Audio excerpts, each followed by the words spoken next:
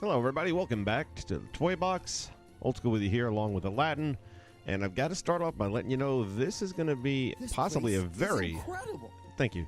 Very short build depending on what's going on right now. I've got some issues.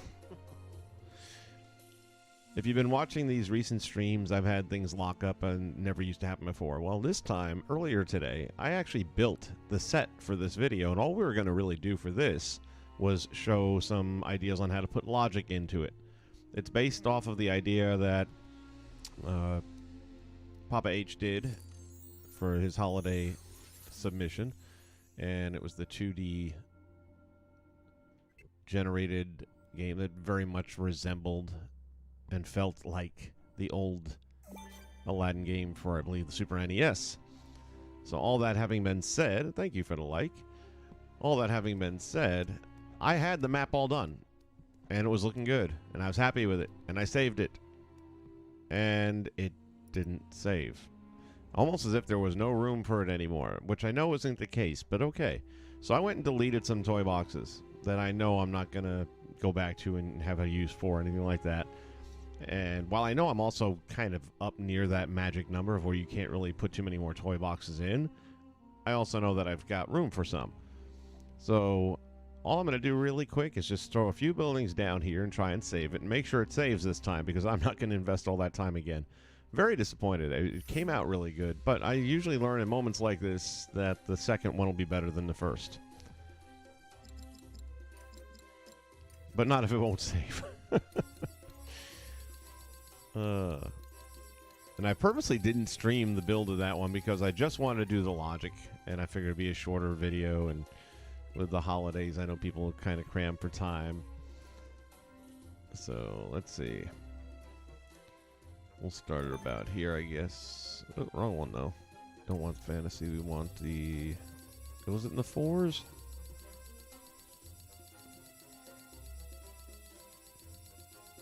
Now I gotta remember which one Aladdin had.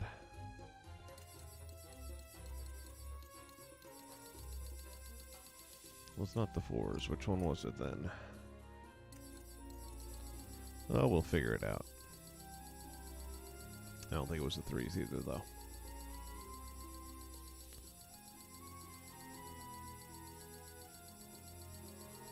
No. Definitely not the 2s. Not the 1s. Moving on up. There we go.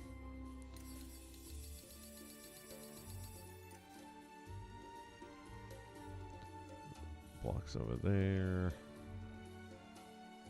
We're going to end up moving that in just a second here.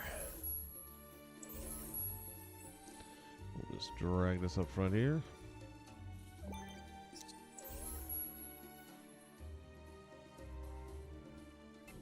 Like I said, for the life of me, I cannot possibly guess as to why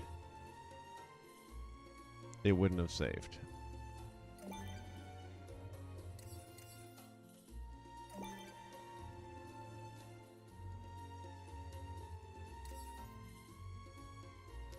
Now I'll say this, when you put these down, you want to make sure they all fall along the exact same line so that you're able to actually traverse through this. Some of them sit back a little bit differently than others, like this one for example, and it'll kind of mess you up if you don't get those lined up.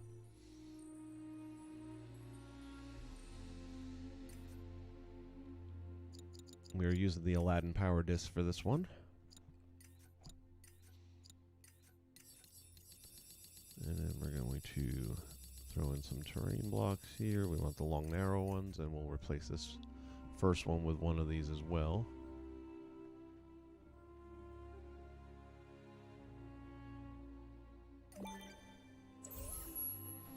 The way I had done it, and I'm glad I didn't get too in depth now. Oh my goodness. I had kept it pretty simple.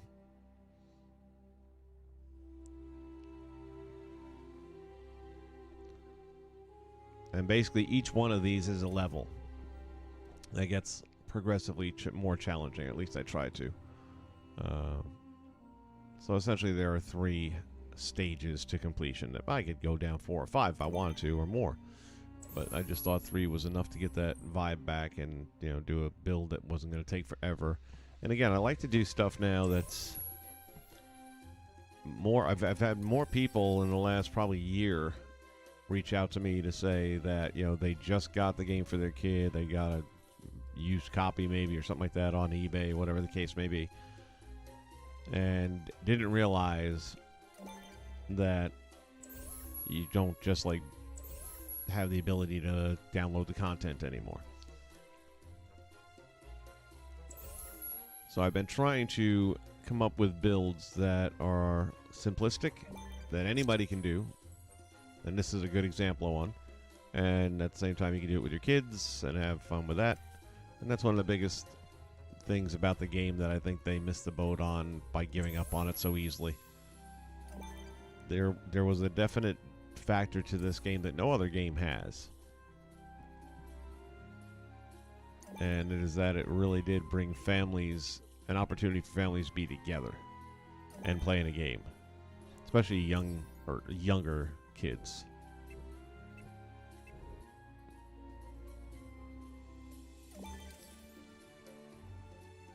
I mean, if this was around back in the day when I was like 10 or 12, I guarantee you my dad, my sister, and I would all have been... Mom, not so much. She's not a video game person. But, yeah, my dad, sister, and I would have definitely been messing around in this quite a bit, making projects together. So we want varying heights and things like that, and then we'll come up with some different platforming challenges.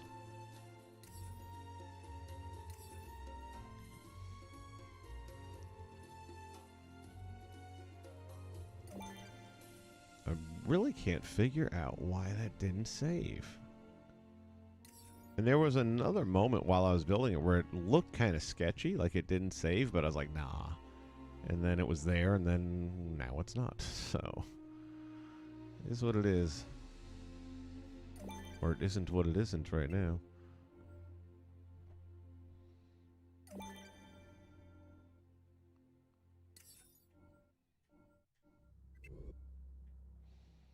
And this will mark the end.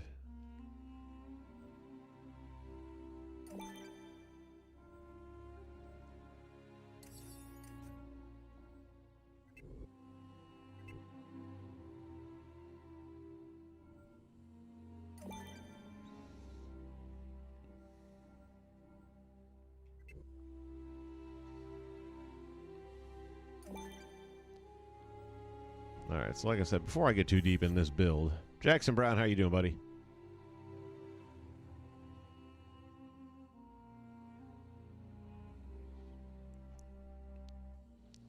And that's my whole point. I mean, you don't have to be one of the top creators or the guys who complete, because there's still parts of this logic that I struggle with. In particular, the logic gates. I was starting to understand it, and then I stopped building for a while, and it's kind of fuzzy at the best. All right, let's do a quick save here. If it will let me. I just can't figure out what happened. It's got me concerned. It's like I don't want to build anything else if that's going to be the new norm. All right, new save.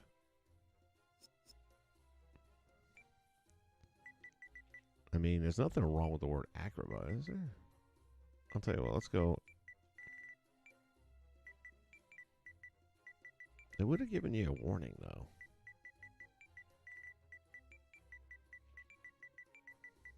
We'll just call it Aladdin's Run. And save. Create a new save. Yes. Let's see what's happened. I'm doing well as well, sir. Thank you.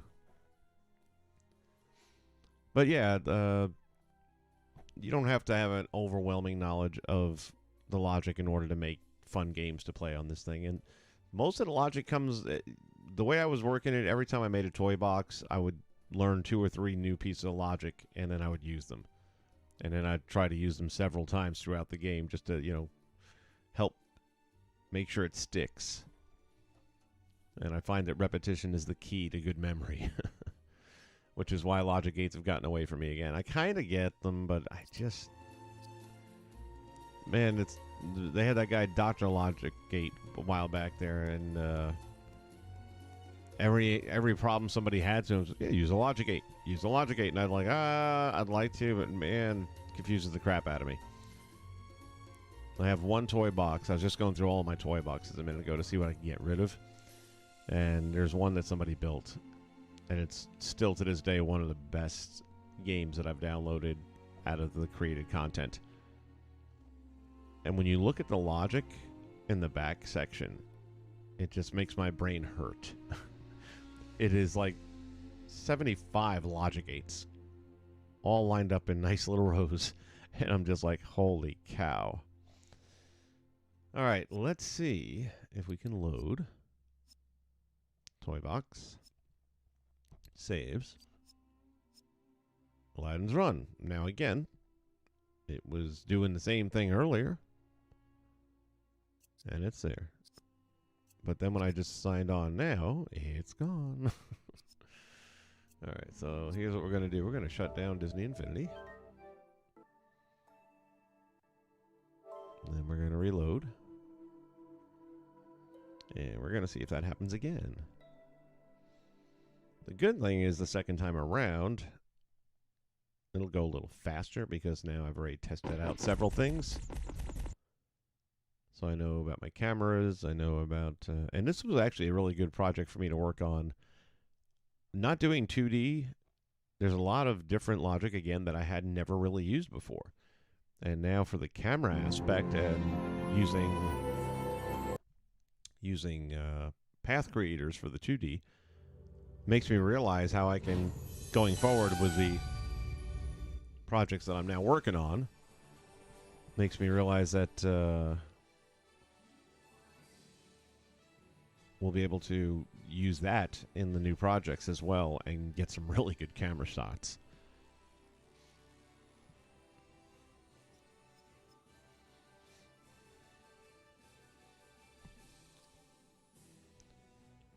When you say one of his videos, who's his? I don't remember. Who was I just talking about?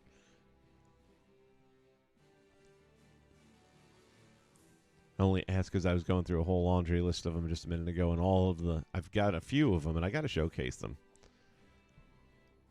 Hey, Grace, what's happening? Welcome aboard. And I've got a bunch of them with names like Daddy3 and just a whole bunch of names that when you see them, it's like, oh my goodness, yeah.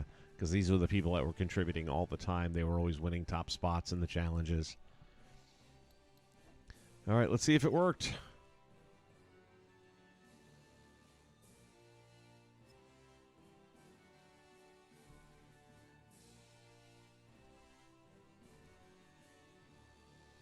Oh, yeah, Dr. Logicate, sorry.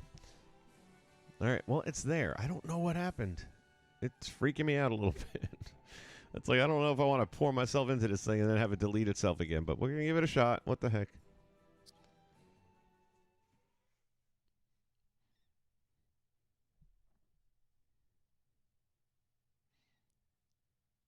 Yeah, Dr. Logicate had a ridiculous understanding of the Logic Gate. Hey, I'm Aladdin. Nice to meet you. Even other creators would go to him and say, okay, how do we fix this? And always the same thing, Logic Gate. Okay, so we're going to start out again. Level 1, and how I divided those up. Let me actually jump back over here real quick.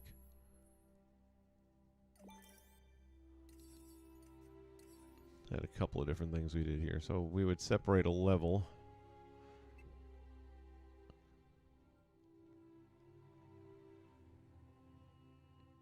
See, that one won't work now because there's not going to be enough space between. Let's go this route.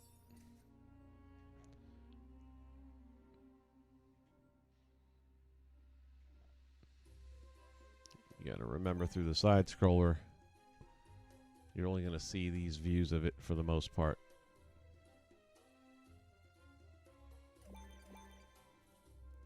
And I like the open top because then if he's coming off of a surface, it won't impact anything. He can fly straight through it. So those little bridges or breaks, whatever you want to refer to them as here, kind of signify the level changing and getting a little tougher.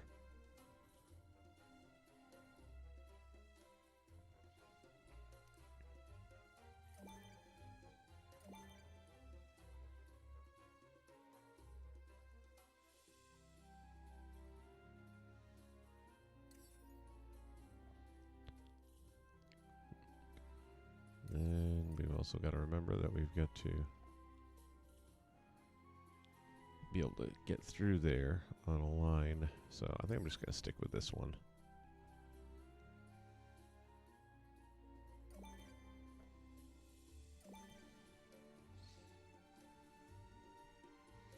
And then we'll just have this one as the last. And then from here,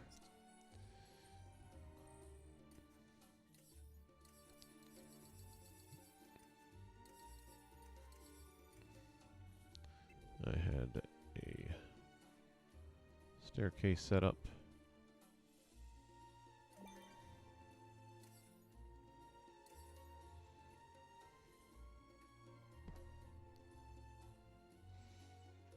Something like this.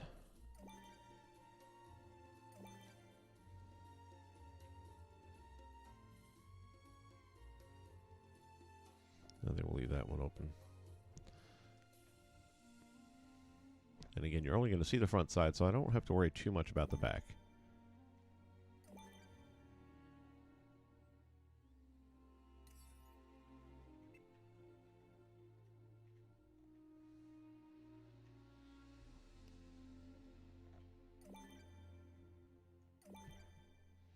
We're going to throw one more terrain block down as well.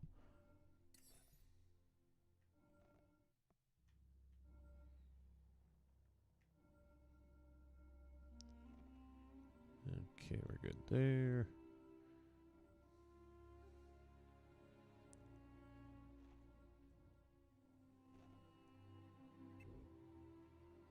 We'll go this route.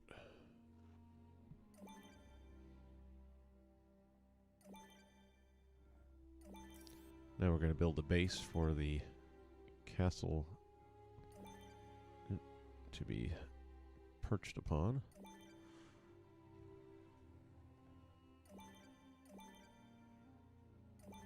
That's going to be our end goal once we reach the castle. We've basically achieved everything. We've gotten through the challenges, and that'll be where we consider it a victory. All right.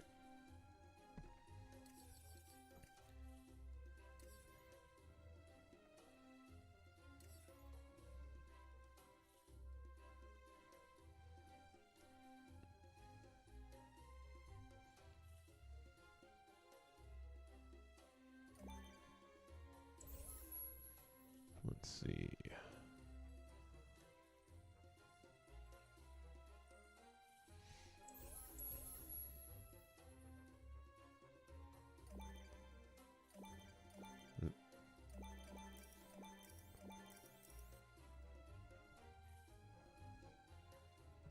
Okay, it builds that out.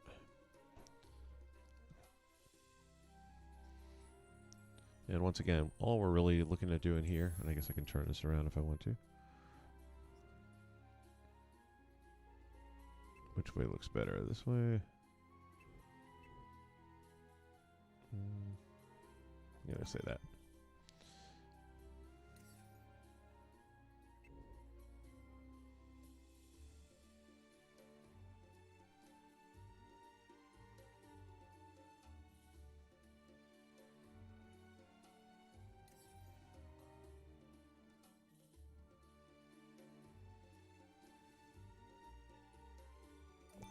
Drop that one there, and then we're just going to put some spires up here.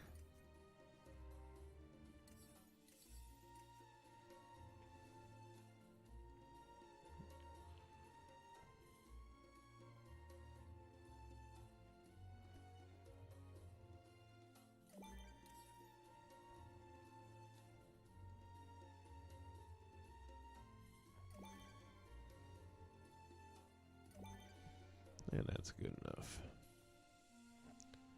And then, like I said, we're going to put one more terrain block down below here.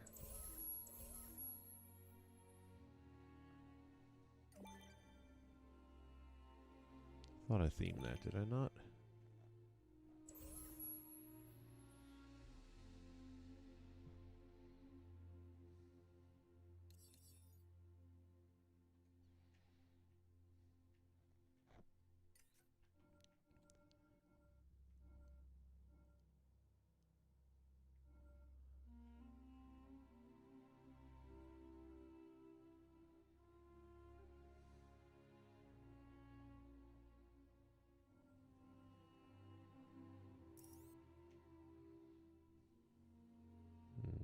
What's it colliding with?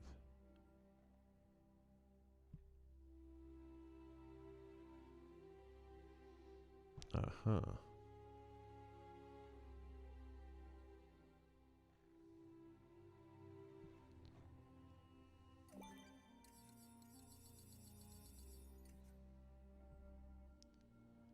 And right here, this is one of those things where you probably won't even see it in a 2D, but it just bothers me, so we'll patch it up.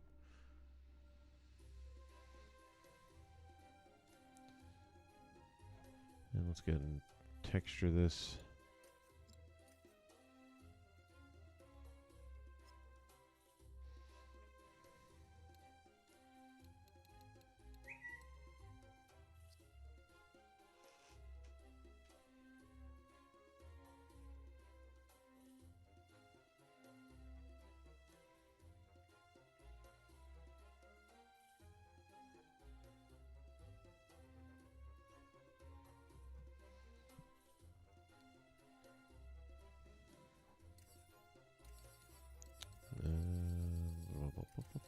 Not flat, rocky maybe.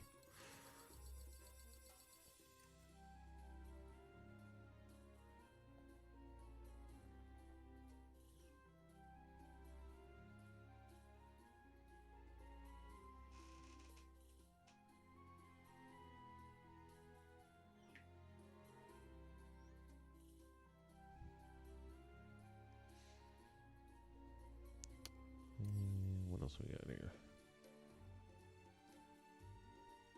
That works.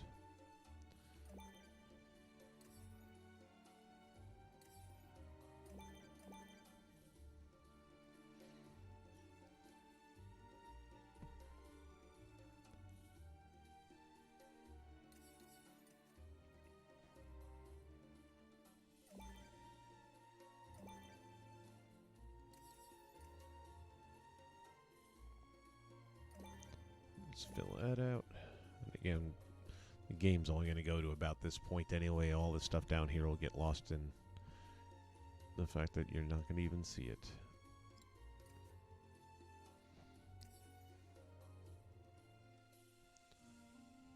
And yet still I'm going to fill in some of this. Where's the smaller ones? That's what I'm looking for.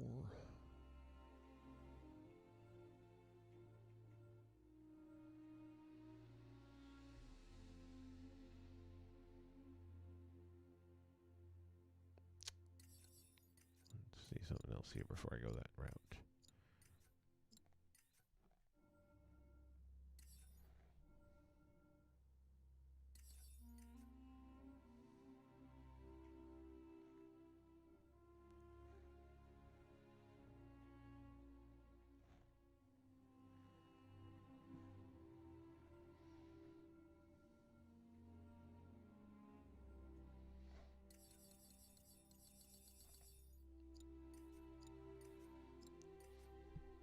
Slopes and ramps, that's what I was looking for.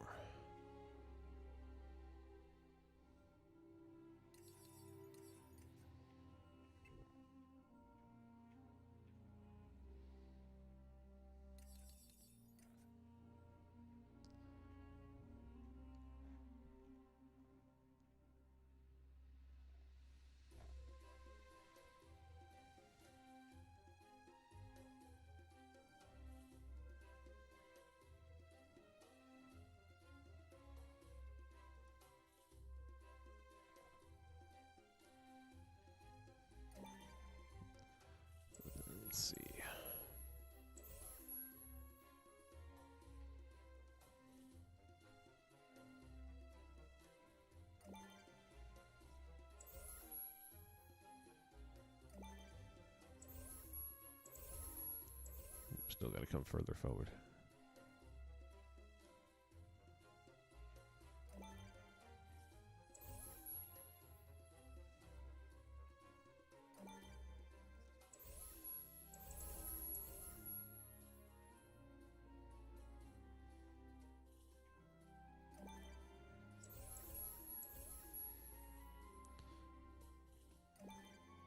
Again, I've done a lot of this. It's slightly different than what I did this morning's, but just to have it disappear, that was so frustrating. My bad, my bad. Go back.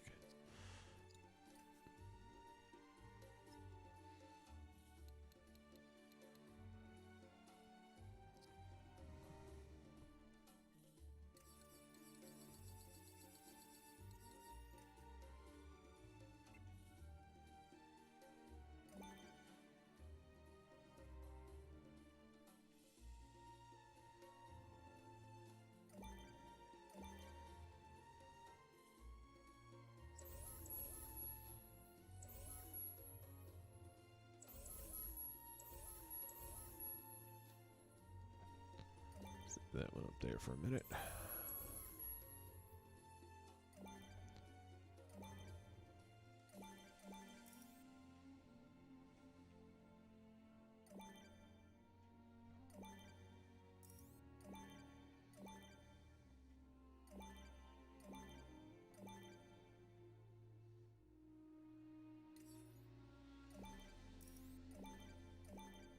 Like I said, on 2D, you're not going to see half of this stuff, but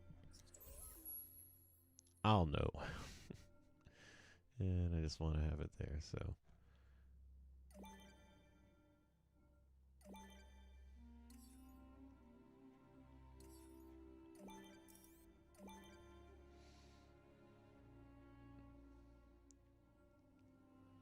Okay, so there we give it that.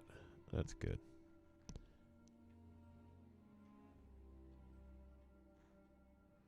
Then over here, we can finish putting a platform, oops, or a foundation under the castle for the camera angle, just so it doesn't look like it's hovering at all, although it does overshoot a little bit.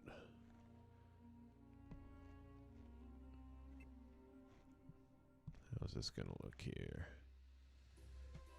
Yeah.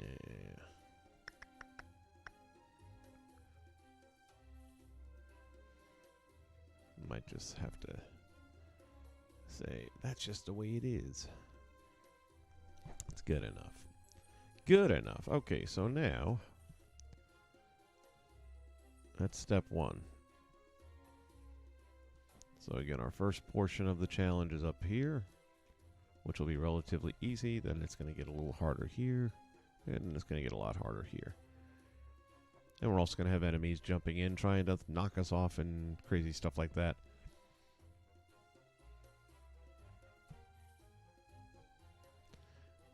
So the fun thing with a 2D is it's almost like doing a matte painting.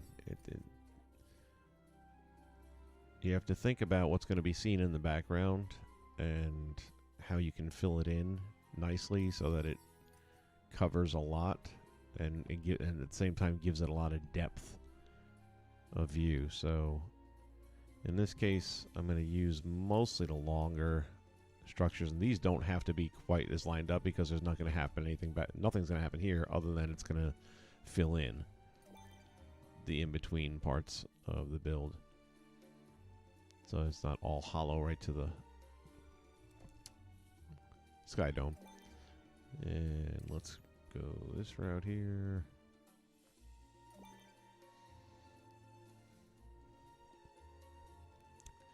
Now, in some cases, I'm going to leave them partially open because we're going to put some plant life in there as well to help bring it out, and other just Agrabah related.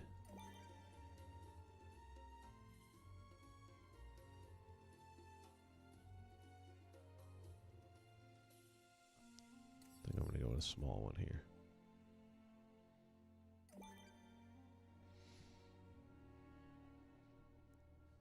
So now as you start to see in the world of a 2D, where we would basically have this type of a camera angle but closer up. That's what you'll end up seeing.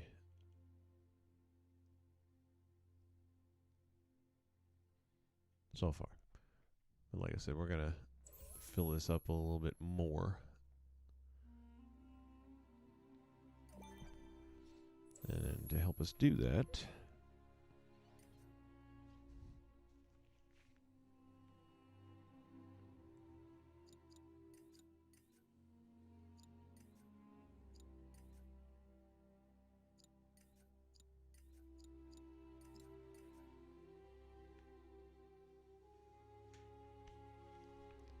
these are fantasy terrains, and for this we're just going to put them all out.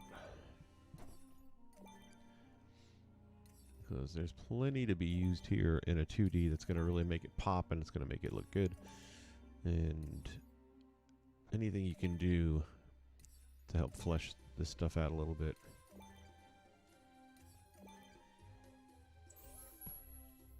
is a good thing. Alright, let's go here. And we're just going to set the theme for each of these. This way, as many of them as I want to use, I can get them in easily.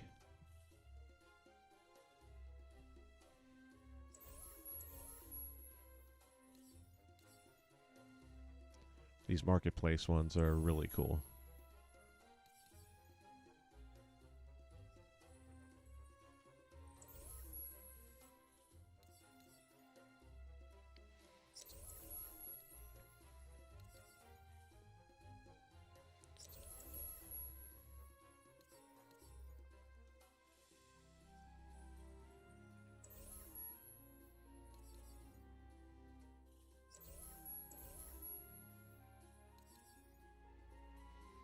Alright, so those are all now themed, which will help us not have to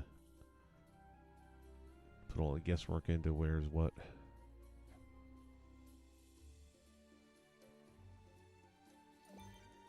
Okay, so we'll start with that one. So with the barrels, I would want to put them somewhere like this.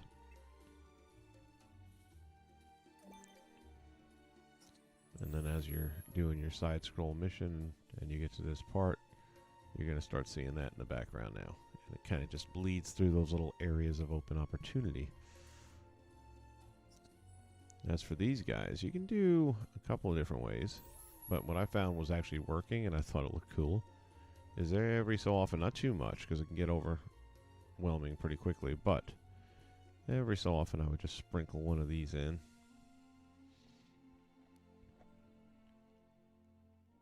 And it would give a pretty good feel for an Agrabah build. And trees, of course, you can never have too many of those. Well, that's not true. You can. And just a hint coming through again, with the idea it's from the perspective of that, which you barely even see in that one. So what I might do is just back that one out a bit.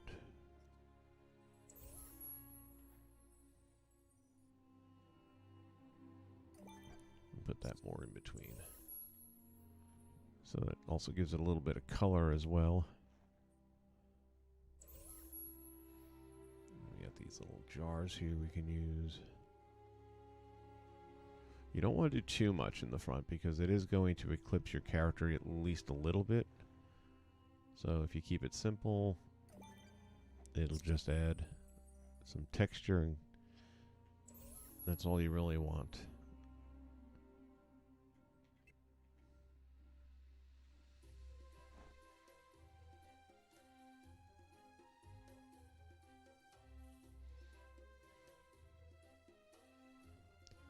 Now, a lot of mine is going to be airborne. That you're going to be going from platform to platform. So some of the stuff that I'm putting down, you'll barely even notice it in the game unless you fall. But other than that, a lot of it you won't even notice.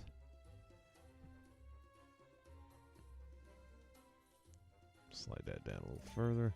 And so far I haven't repeated anything, which is another good way of making it stay fresh. Okay, now this, we have a great opportunity here to double down. I mean, this is going to be a really nice spot when you come through here. It's going to have all the vibrance and the feel that you would want.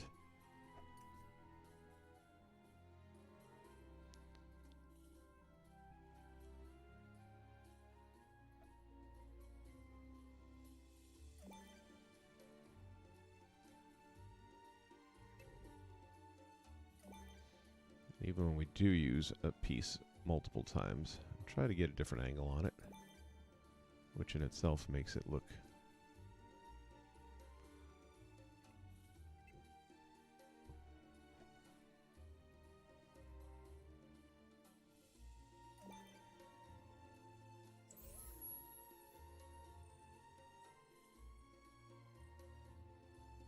and I'll do this a couple times to say, okay, this is kind of a boring section right here, for example.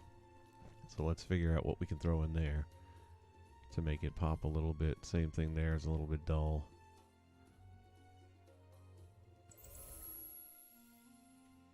That's dull. And it doesn't have to be like trees. It could be. But anything that's going to just give it a little oomph.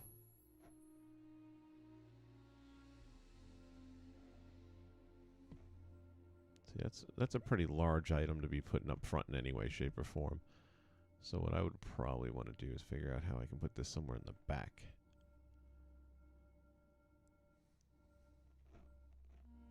Like in here, for example. Let me see if I can pull this out here for a moment.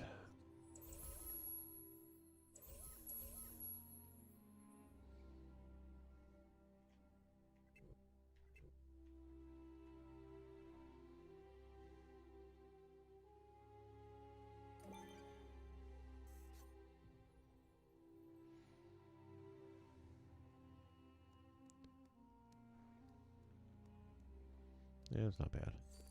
Then all we can do is put this behind there. And that'll give it the depth.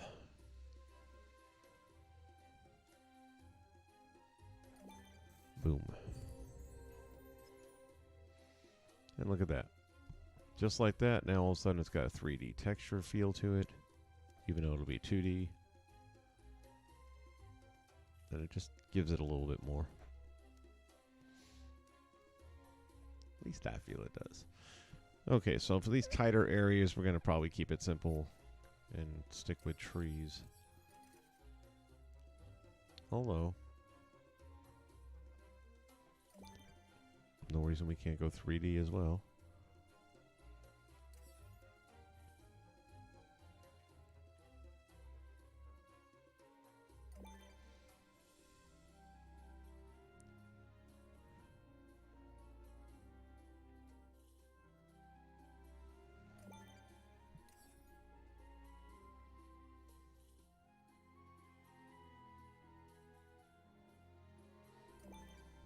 This time we'll push it a little further back off the map.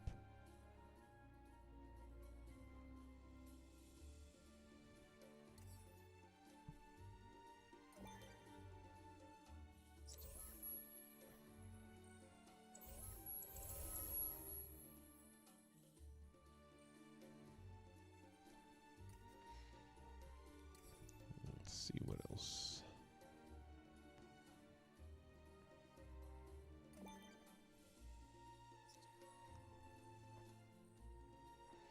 And it's starting to come together now. You're starting to see as you go down.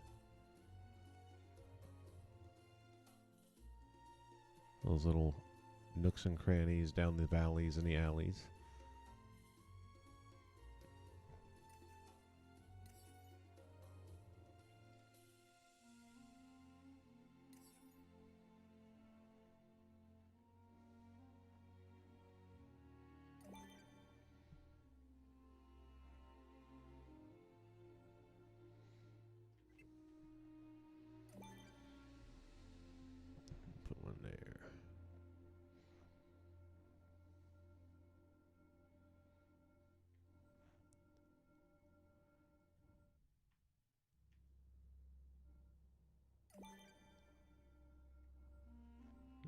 just to make sure there's a little something happening there.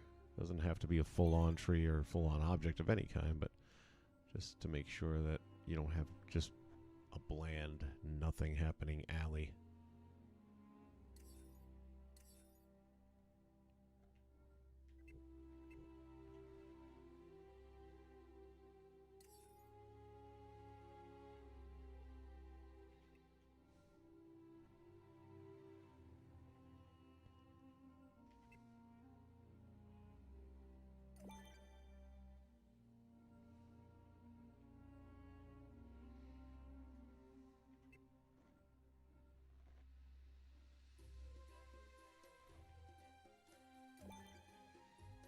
Don't want to do that. We already got one right there.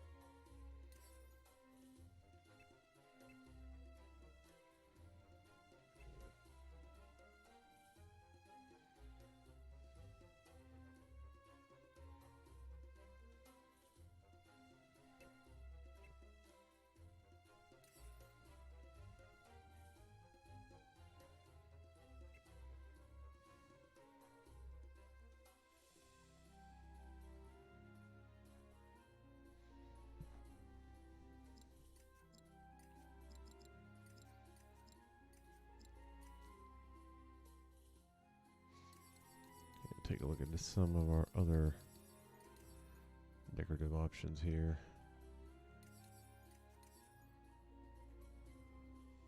There we go.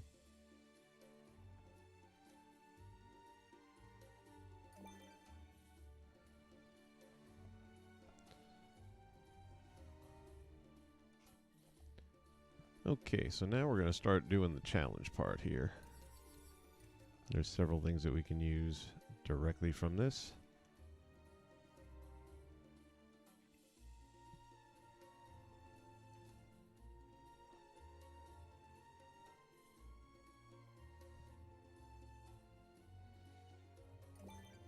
And since this is going to be pretty much a platforming game,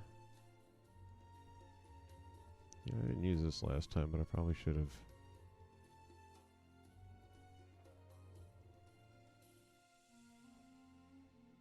Let me draw a couple of those up there.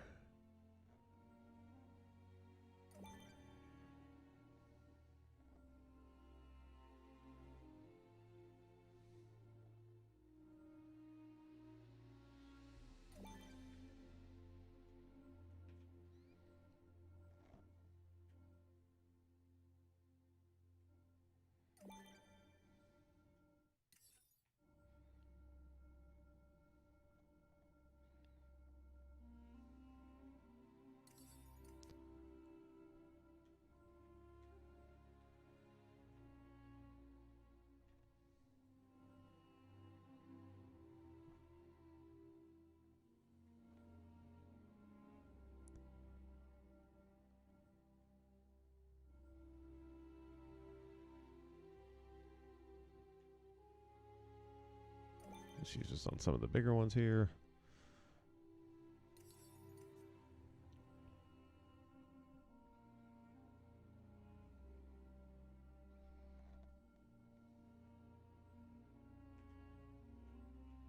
Again, in the beginning, it's going to be pretty simplistic, and then it's going to get a little more progressive as time goes by here.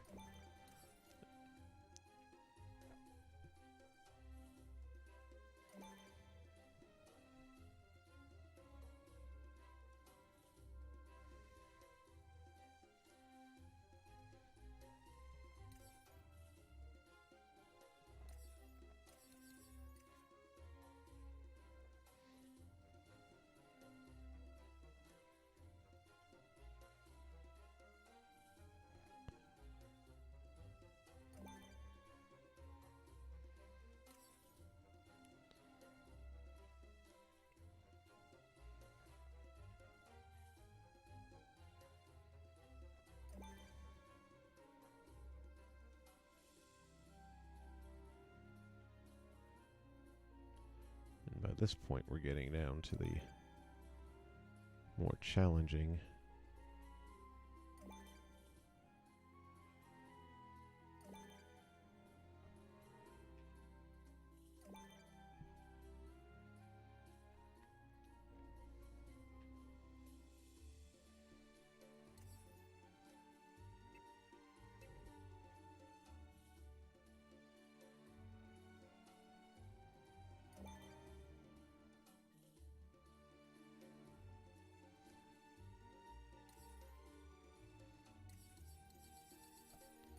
Okay, let's get into the pirate section here.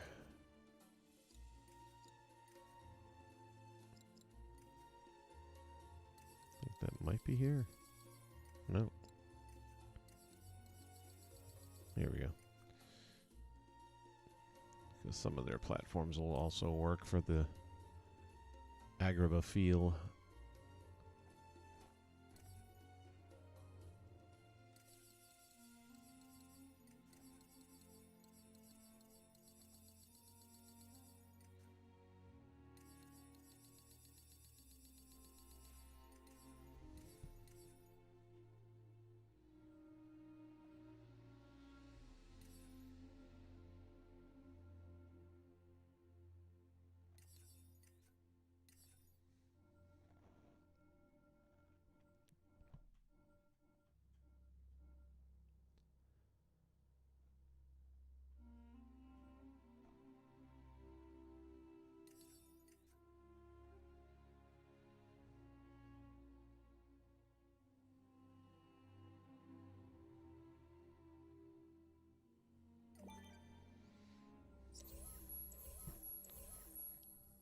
Just don't really care for that one so much, though.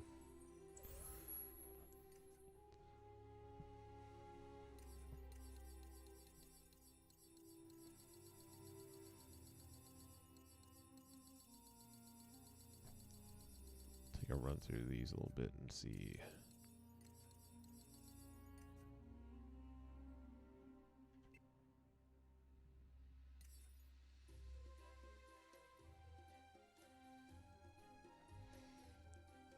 Okay, so we're starting out there. Got the pegs.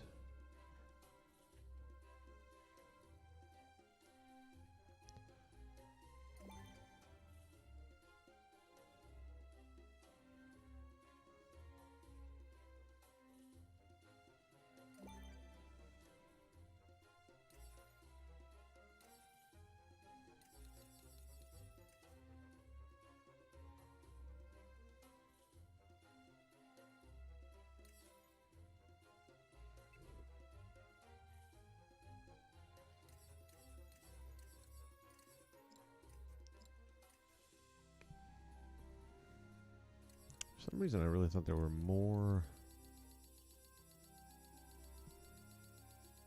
platform pieces for Agrabah, but I'm not seeing it.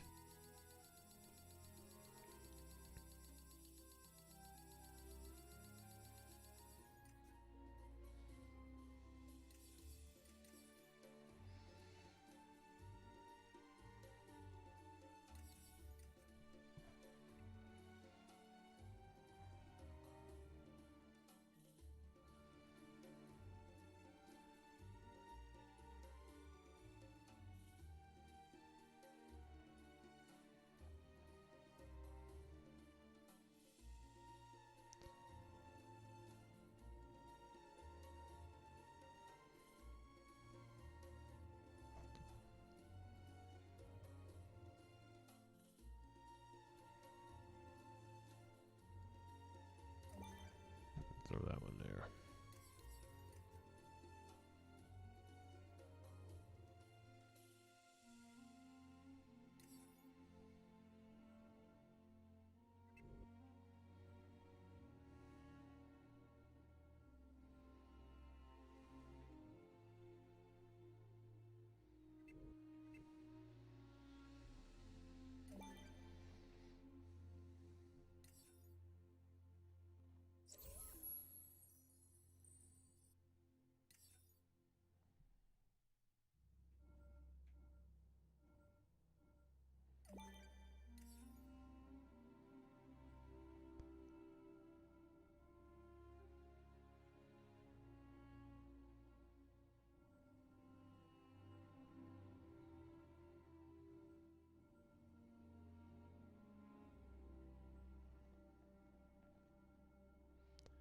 Alright, we're getting to that point right now where things are starting to fill in. Steven, how are you, buddy?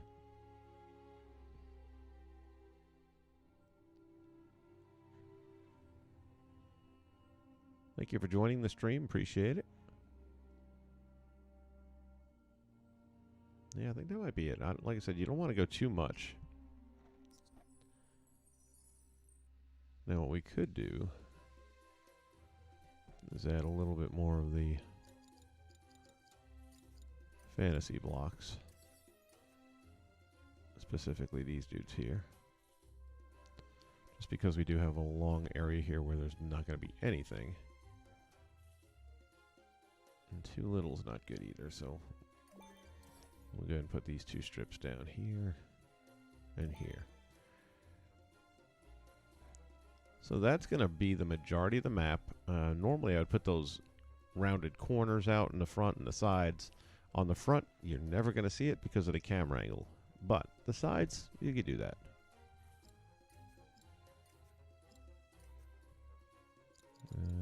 Terrain, thank you.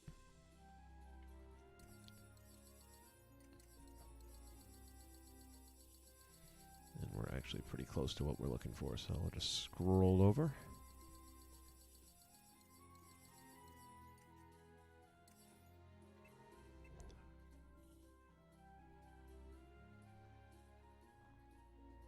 And once again, the front part, you're not going to tell because the camera's going to be so tight up in there, you'll never see it, so I wouldn't worry about that. And even this side, realistically, is going to be out of range as well. But, just in case.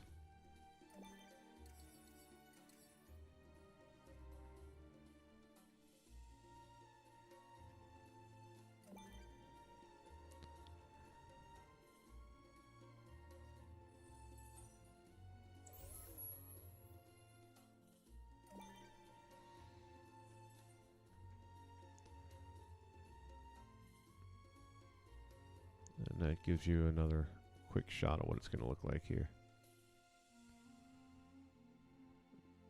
Now, before you start getting too deep into it at this point, I would do a couple of things. Number one, save.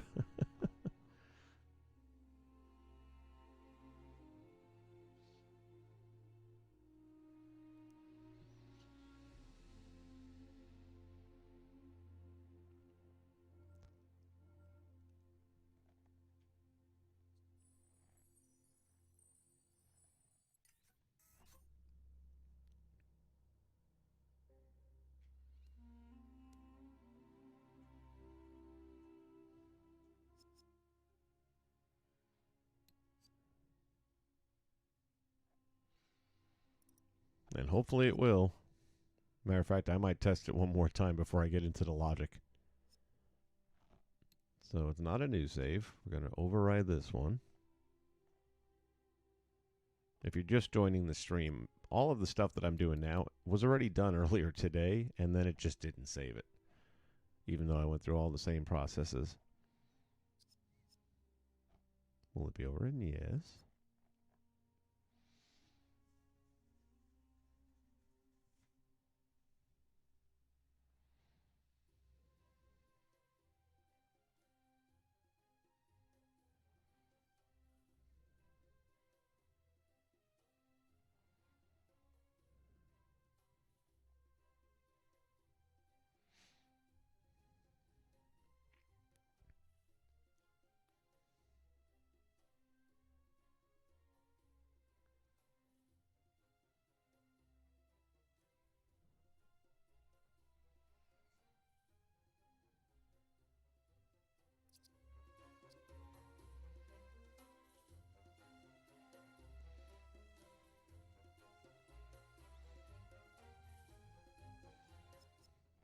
Let's take a look real quick.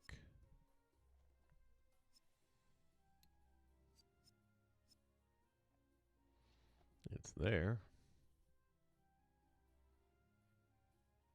Okay. Let's, one more time, close out. And again, I'm just doing this because I'm a little gun shy right now after what happened earlier. Don't want to go through that whole thing again.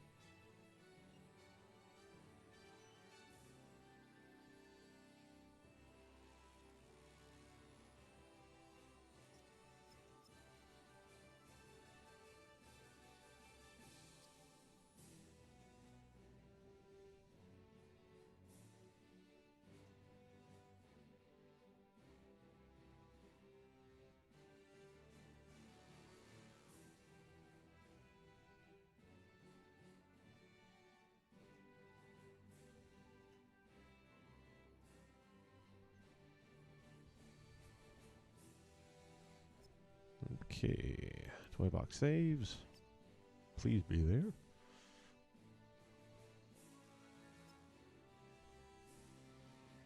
Alright, I have no idea what happened earlier, but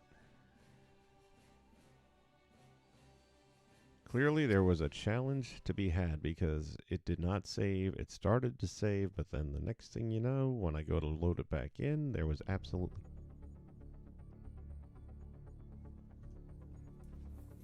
We interrupt our regularly scheduled programming tonight to bring you the following information. The Daily Bugle has received video from prison security cameras that confirms that Green Goblin has escaped from his maximum security confines and is once again roaming the streets.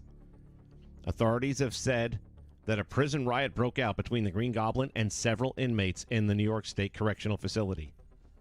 It is now believed that that was used as a diversionary tactic, which the Green Goblin was then able to use to gain his freedom.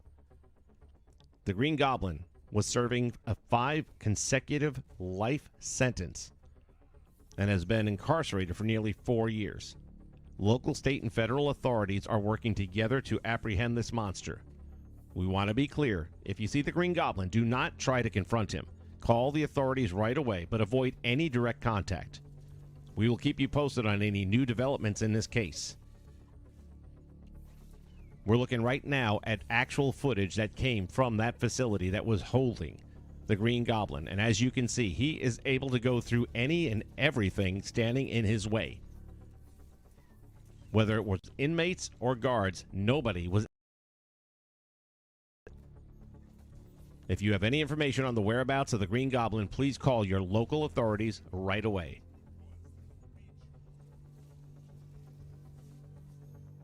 We now return you to your regularly scheduled programming.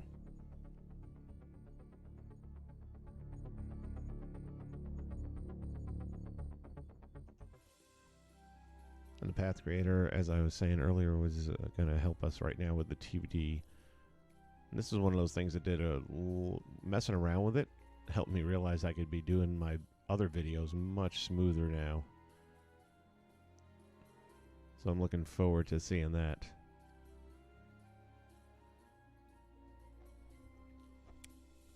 Hopefully everybody's had a chance to check out The Last Mandalorian, which is pretty much the direction for most of my videos going forward. It'll be building set pieces and or telling stories.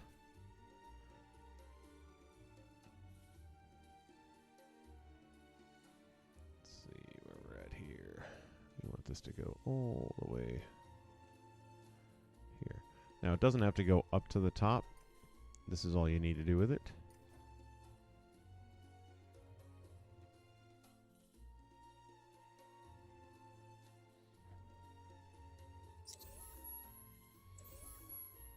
But that path is going to be what our character is going to follow along.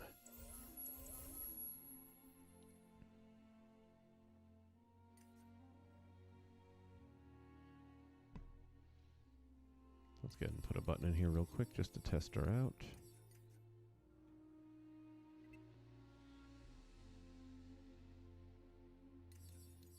Go with an on-off switch to make it even better.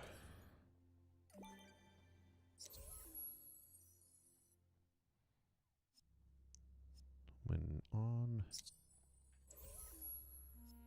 we will connect the triggering actor to the path. And when it is off,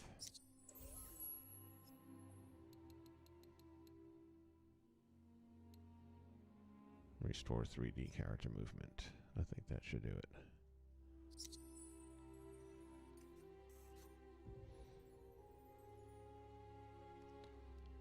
Okay.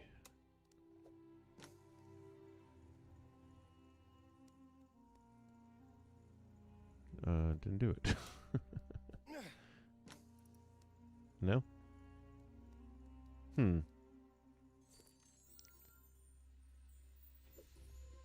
Get rid of that. And earlier I'd used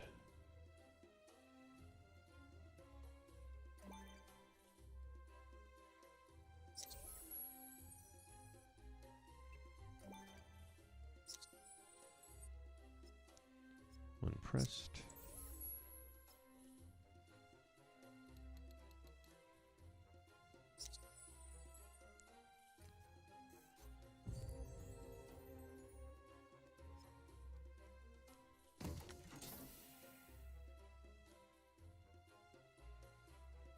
Okay. I promise you it worked earlier. Oh, wait a minute. Hold on a minute. 2D character movement. Let's try that. I think that's the issue. There. Yep, there we go. So we'd be starting from here, jump right up there. Now we haven't put the camera in yet, so the camera's going to change things quite a bit. But right now, this is just a matter of seeing what the sceneries are going to look like. As you look down these alleys. And keeping in mind, like, this type of thing here, once the camera goes into effect, is going to play a little bit differently, but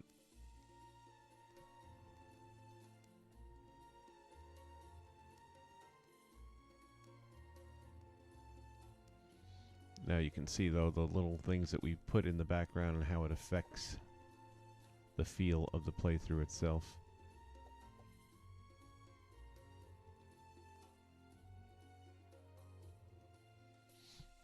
Indeed, 2D movement is there. And I haven't put the camera. Once I put the camera in, it's true 2D.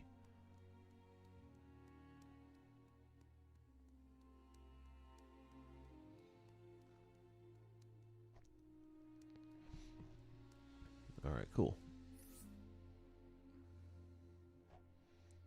So that's going to be the look of it. Now we can start adding the camera.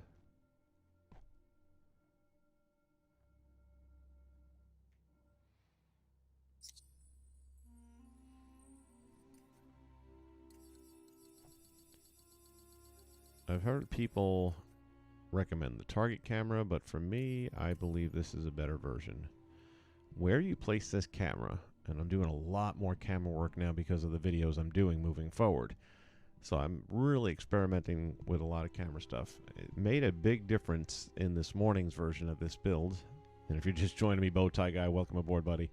I've already done all this stuff, and then it didn't save for some odd reason. But what I was learning is, like, if I had it back here, it's totally different than if I brought it in closer.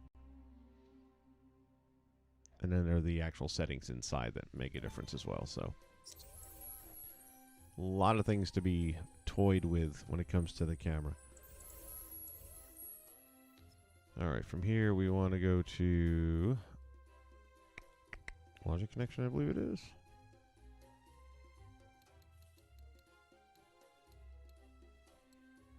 When 2D character activated by any player.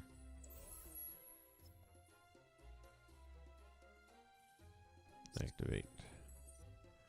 And on here we wanted to go to properties.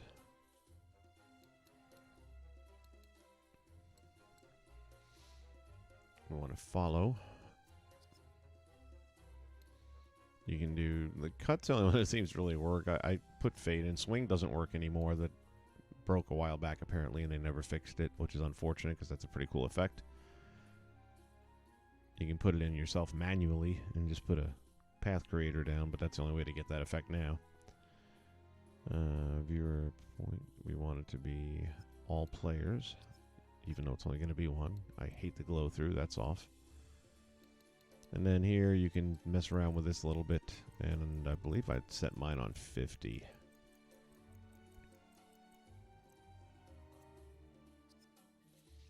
All right, let's see if I got this right. We'll know very quickly.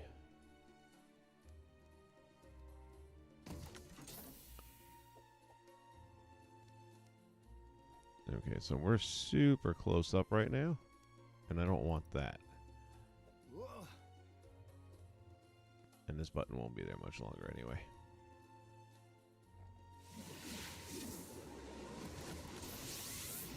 Whoops.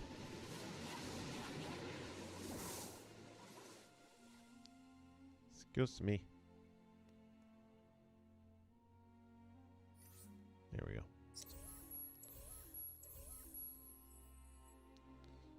We'll just tuck this away back here now. And a trigger box will be used for that moving forward in just a moment. Now, what I'm going to do first is just pull this back a little further. And we'll try it again and see if that in itself doesn't make a difference.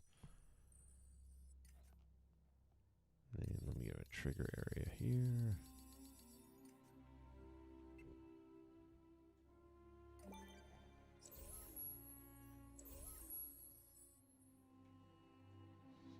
This is going to end up in my Tron hub set, so it'll be a video game that you can choose.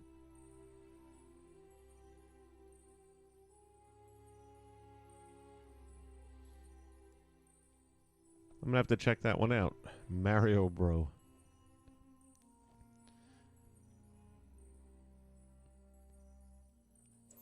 Sounds like an interesting game.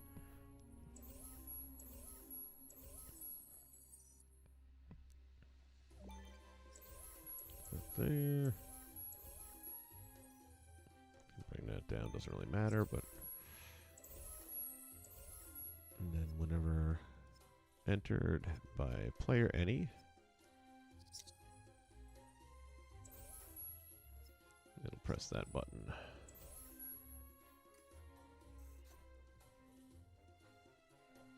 So let's see if just moving the camera has a desired effect. See that? It's already better.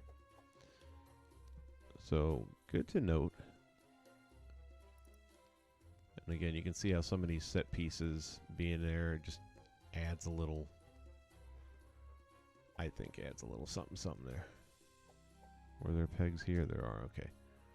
So what we're going to have in this one is there going to be gems that you have to collect along the way. And again, there's enemies and there's a timer just to keep it all interesting. Now what I want to see here.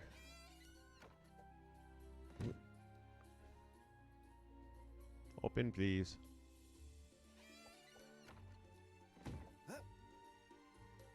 No, I don't know.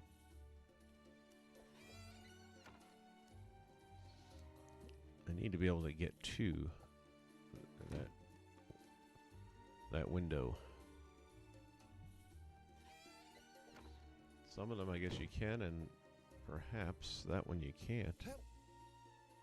See, it seems like it's almost achievable from there.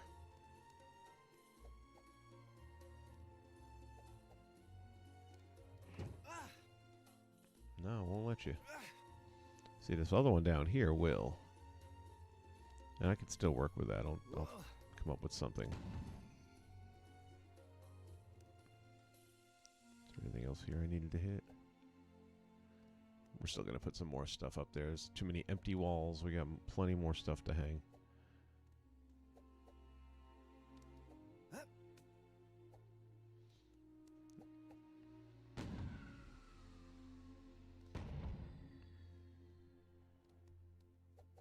Oops.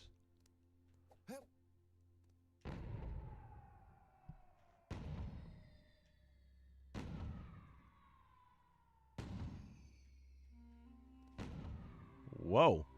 Holy cow. Launched into Tomorrowland. Yeah, it's like these you can get up in. So I might have to change that other one.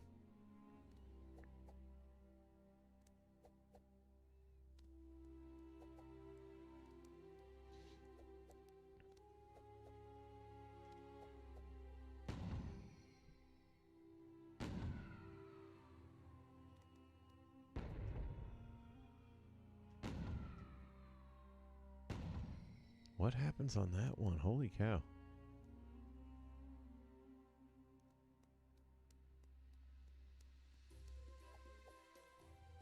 Because it shoots you right past everything.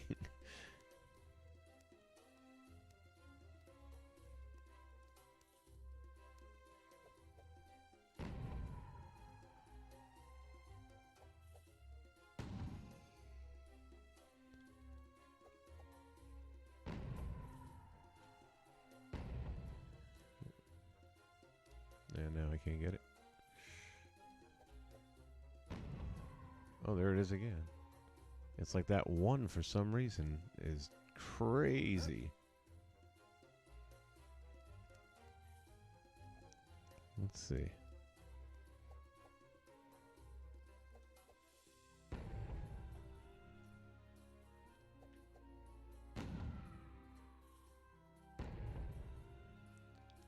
Is it just that one?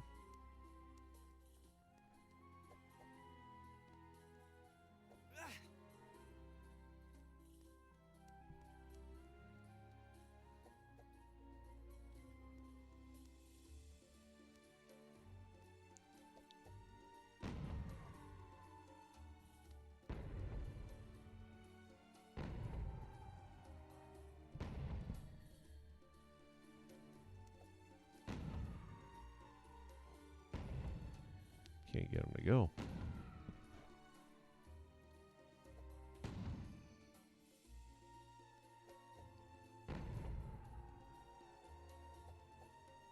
Oops.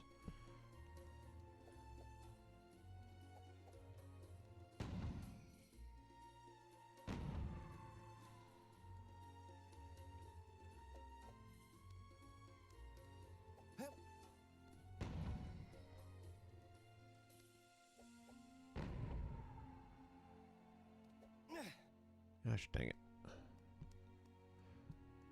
Try it one more time.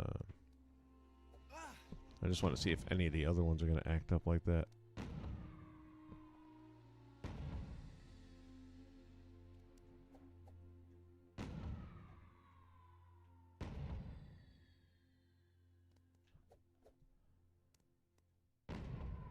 Ooh, that one did too. Let me see. What's a common denominator here? They didn't do that this morning, I can tell you that right now. Maybe if you put 3 in a row? No, although that one seemed like it was doing it on the very first shot. Let me see if that's accurate or not, though.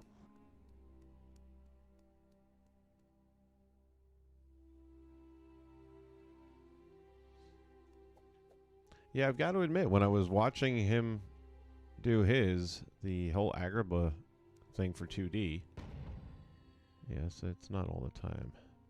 What is the oddity that's making it go crazy like that?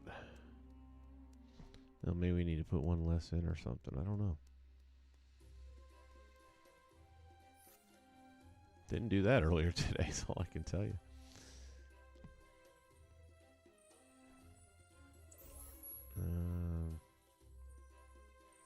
We can get rid of this one.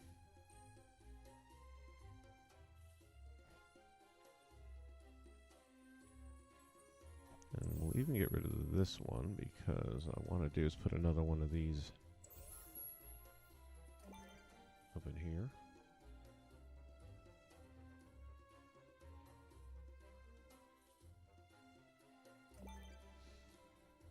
And where was it down here? Let's get rid of these two because I really thought you could hang into the ledge the same way as you can with this. Apparently I was mistaken.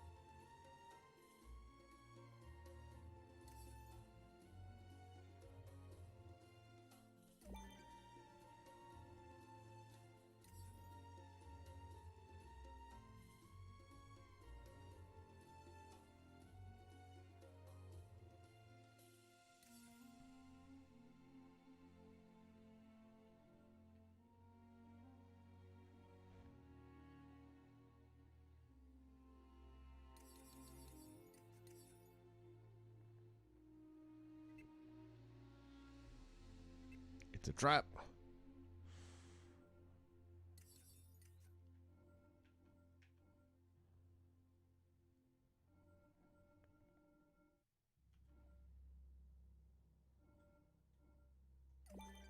Let's go here. Let's get rid of this one.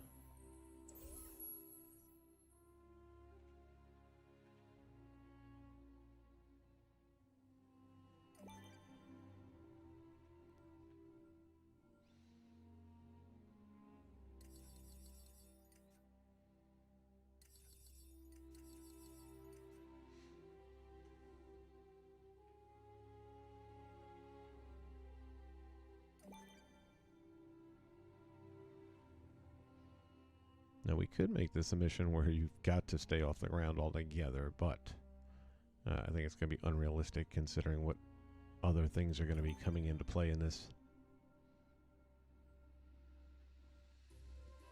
Enemies, for one.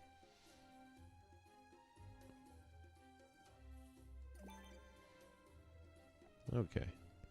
So that gives us plenty of platforming opportunities throughout.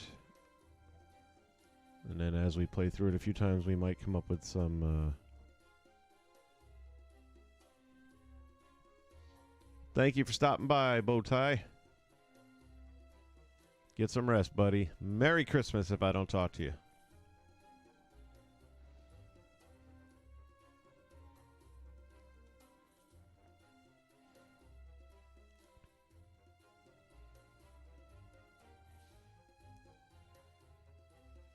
All right, so that's good.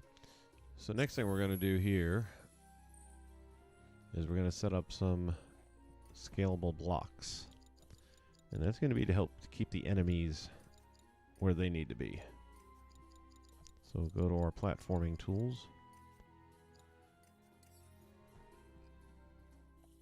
We'll get our barrier block, and I'm going to again just drop it right there.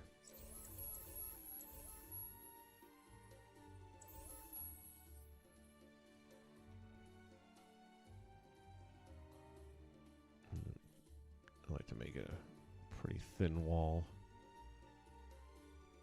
We're going to end up making 2 of these.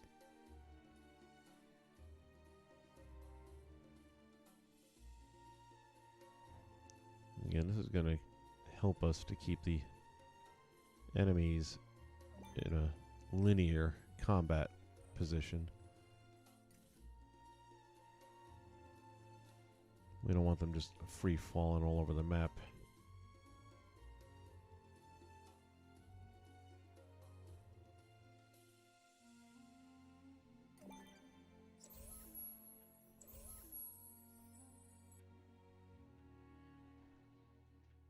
And the same logic will go up to here and drag it all the way down.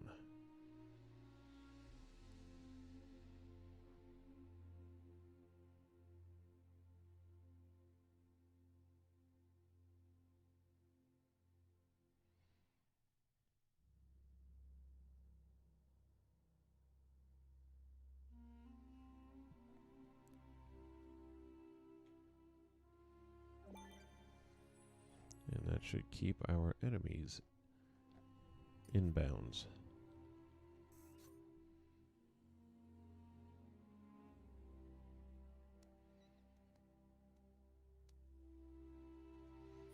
So let's go ahead and put a couple of them in there and test that out. Go to our creativity toys. We're going to get a couple of things going here.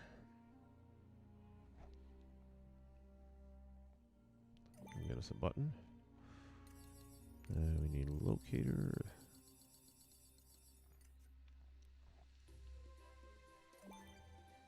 And we need enemy generator.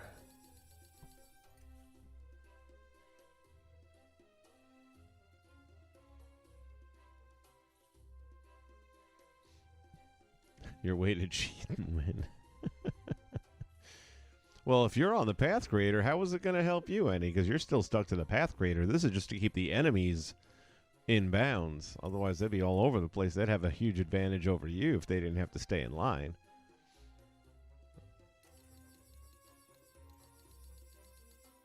All right, let's see. enemies.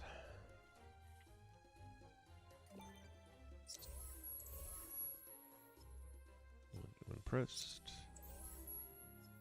generate the wave. In our configuration, and we're just going to use the Aladdin bad guys, same as Papa H did.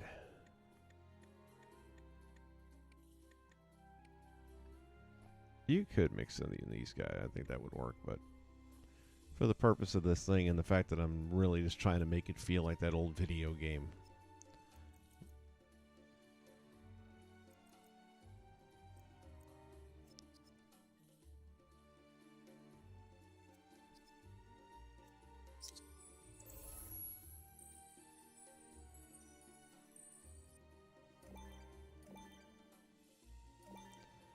So I'm going to take those 10 and split them up over 3 random locators.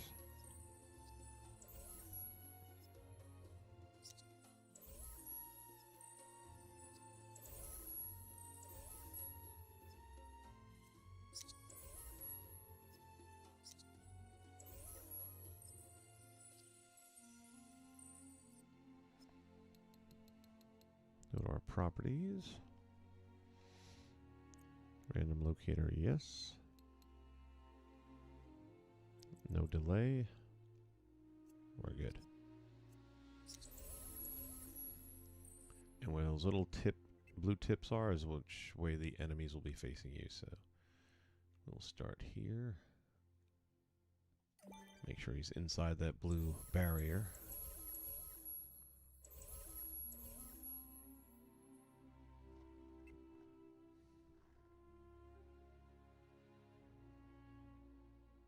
And they still have a disadvantage, or an advantage over us. We have the disadvantage in that they could technically get up on the roof. Not a lot, but a little bit. And that could be a difference maker. Because we can't.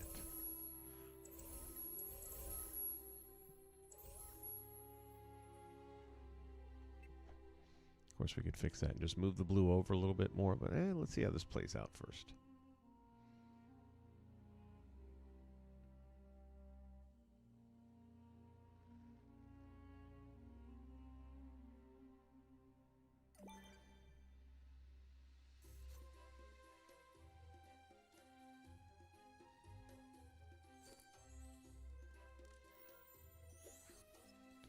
Alright, when entered by player any, I'm going to press that button as well, which is going to send the bad guys into orbit. Alright, here we go. First time playing with the bad guys. Ooh, hello.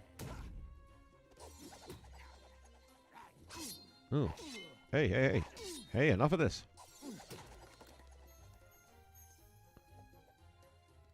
So again, if you're trying to collect objects while all that's going on. Huh. Yeah, there we go. We want to be able to get there.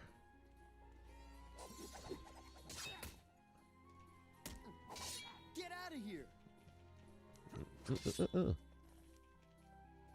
Where's my sword? Guess that takes care of you. There's my sword.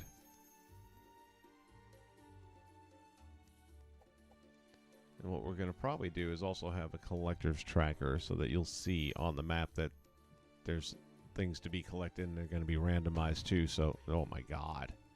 We've got to figure out what that's all about.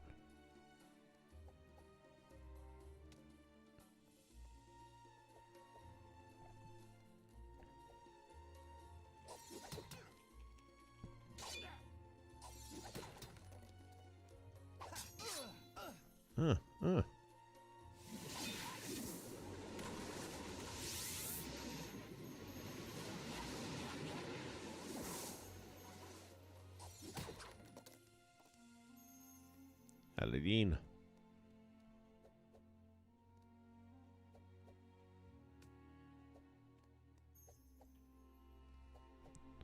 And I still have to put in some rails. We're not done yet by any stretch of the imagination.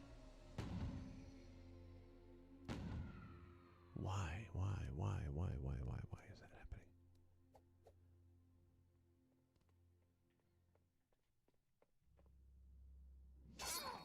Oh, where'd you come from? Leftovers. Alright, let's see something here. It didn't do it this morning. That's why I'm completely baffled.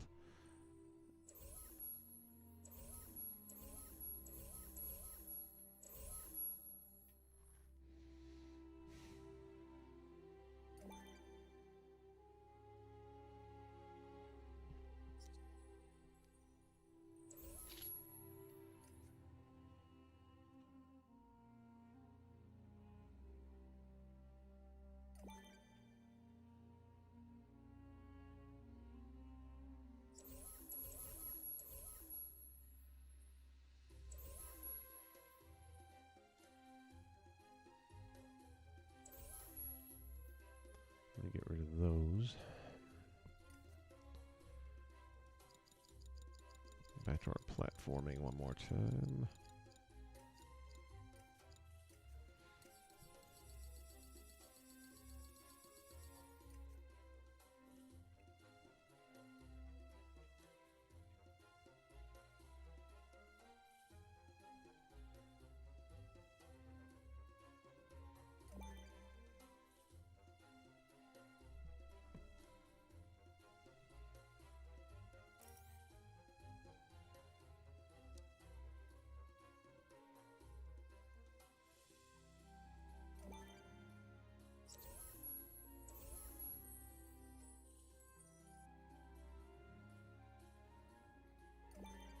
Get rid of that one, I think.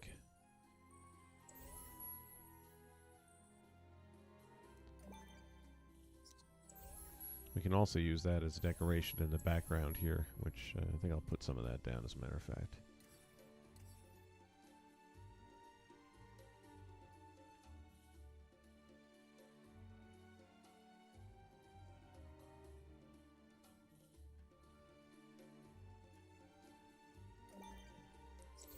Move this back a little bit. Make some room.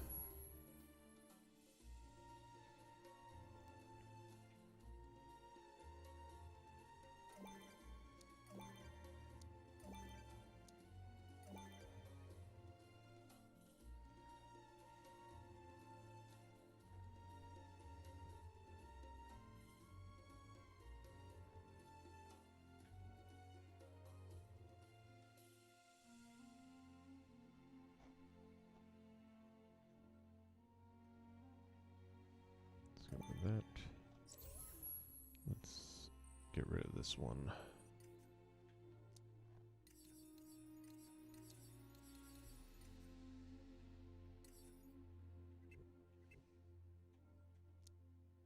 That's too high or too short, depending which one you're coming from. Let's go this route here.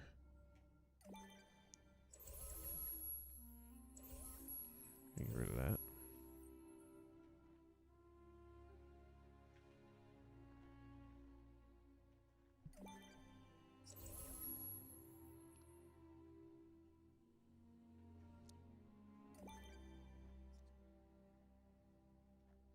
And then we want to theme it. Agrabah ramp rail. Theme all. Yes.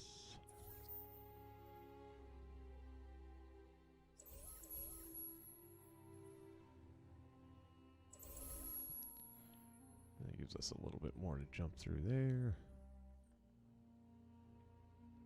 And we might end up having to take some more of these trampolines out of here, because if it's going to keep on firing you all the way to the end like that, that's not going to work.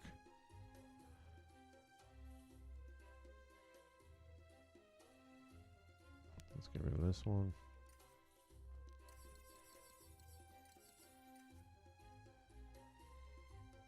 Make sure it's all lined up.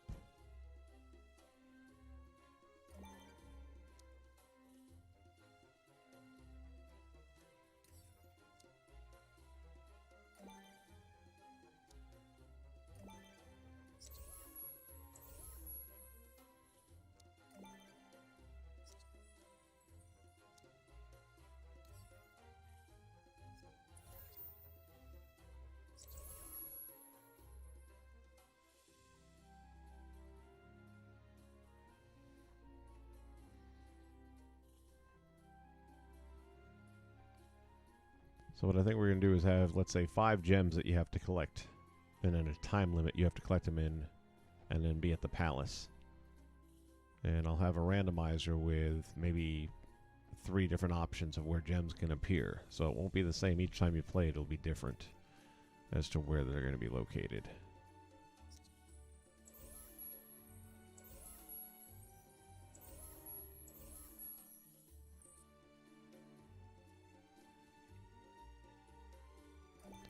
Now, as far as that's concerned, that's fine.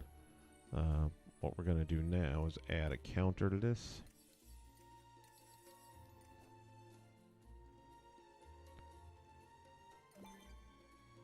We're going to set that counter to 10, and that's because we have 10 enemies.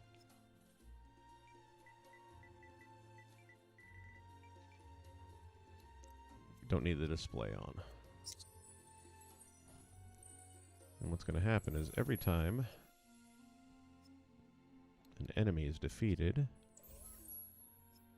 we're going to increment by 1. And then when the target is reached, which means all 10 enemies are defeated, I'm going to press the button, which is going to bring more enemies back in.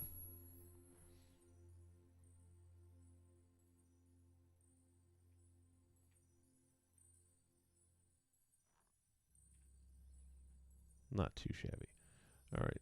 What else we want to add here? We want, I know what we want. Checkpoints. So you don't have to start all the way from the beginning again. So there'll be one there. And as I said, I broke this into 3 sections. You can break it down into however many you feel fit. This will be checkpoint number 2. And this is number 3. That should be it, right? Yes. So there's our 3 checkpoints.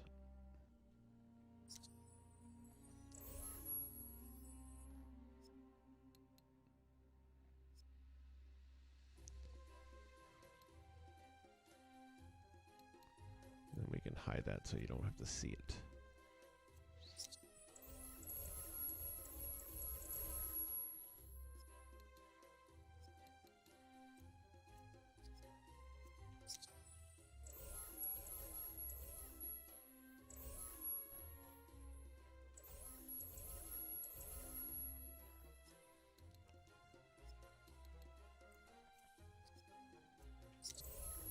Okay, so we have our checkpoints in place. We've got enemies coming up and repeating until the mission is accomplished. I guess we can put a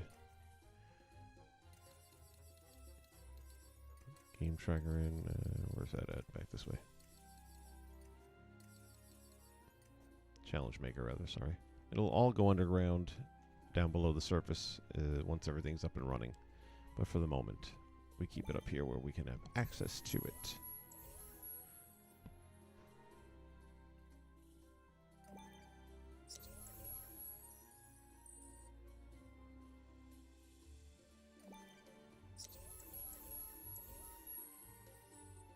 Just move this out of the way. We already know that works. This button back here probably don't even need it anymore, but it ain't hurt nothing to have it there, but we're going to sync it.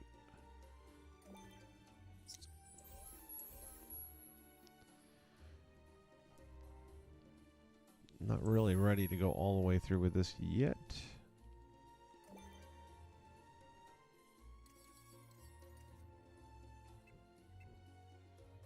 I was going to use a button, but I think I'm going to use this instead. New logic connection. Not yet, not yet. Hold that thought. Need a dual action trigger first.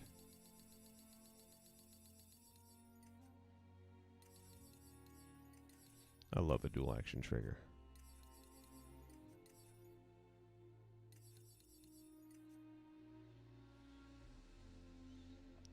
If you're not familiar with the dual action trigger, it's a pretty cool, simple toy. And basically it's going to require more than one item to take place before you can achieve something. 2 to be exact in this case. Now, the logic gate comes in when you have multiple things.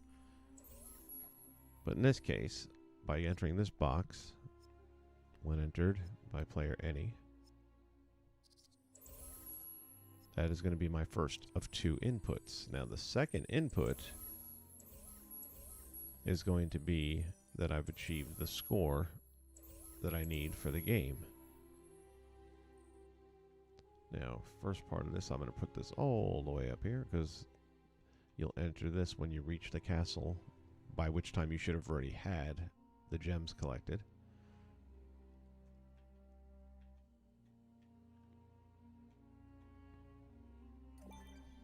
So by entering this, you will have accomplished the second of the 2 actions. The first one being collecting the gems, second one getting to the castle before the clock is expired.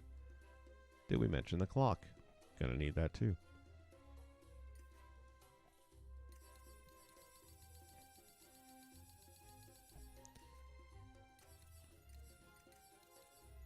So we don't want to use a timer because that's just going to count in general. But what we're going to use instead is the... No, I take it back. Yes, we are going to use a timer. I guess technically you could do either one, but I'm pretty sure this is what we want. I'm a little bit rusty here, but it's coming back to me. Go to our properties, target time. Yeah, so it's in 60-second increments, and I'm going to go with 3 minutes. That might be a lot. I don't know. 60, 120, 180. So 180 minutes for 3 minutes. 180 seconds for 3 minutes. Visible display is on. Countdown is on. So that'll show you that you have 3 minutes to accomplish the task. New logic connection when the game is started.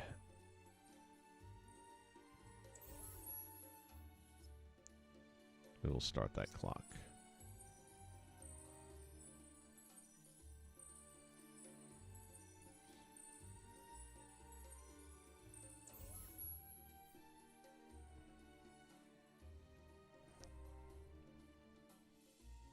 If I would have thought about it, I could have done this while it was at the other end. New logic connection when entered by player any. This is going to stop the clock. So you'll have to get there within 3 minutes and have collected the gems.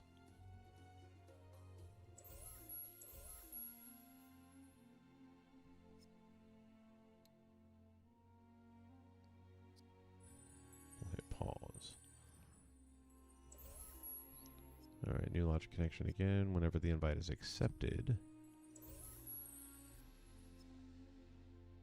We want to reset, make sure the clock is starting from the top.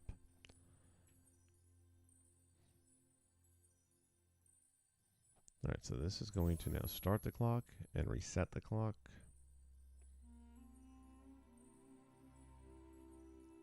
The first of 2 actions to complete the game. New logic connection here when it's complete. We complete the game and we'll get our little victory moment. However, new logic connection here. If the time expires, which means you didn't get the job done, game failed.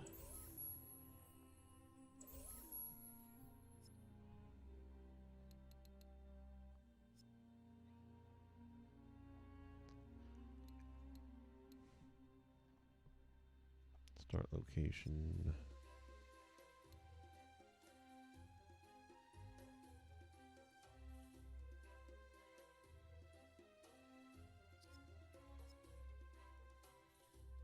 And location.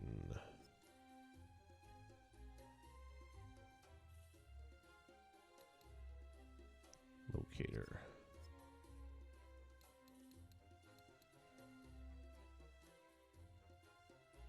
Doesn't really matter, but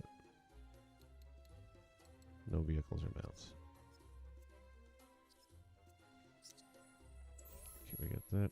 And we do need a locator, because that's going to go below the surface soon.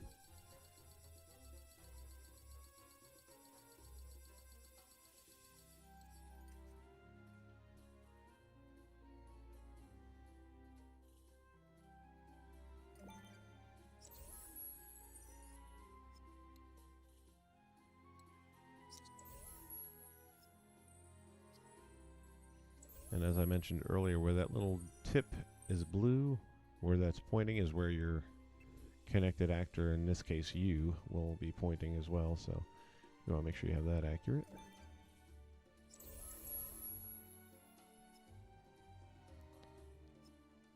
When the invite is accepted, we're going to use that button that we put down here to make sure it's getting us on the path.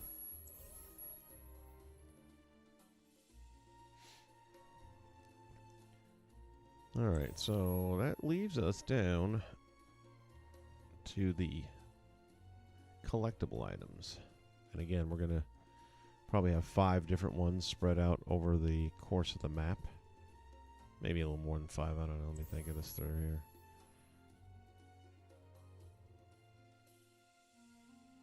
It's a big map with 3 segments. So let's say we go 2, 3, and 4. That's what? 7, 8, 9. 9. We'll go with 9. And then we'll end up doing that 3 different times because we're going to want locations to be buried. So that means we need, you guessed it, the replayers. When they work, they're glorious, and when they don't, oh, there goes the game.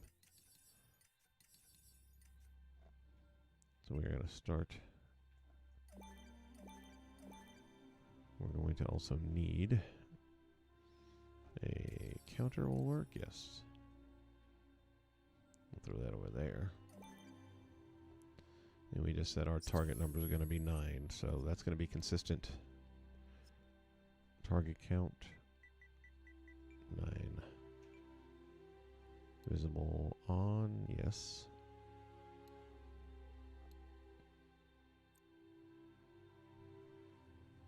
Then we'll say off.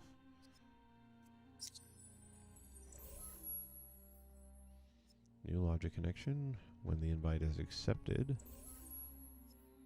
we will reset that to make sure it's always starting at 0.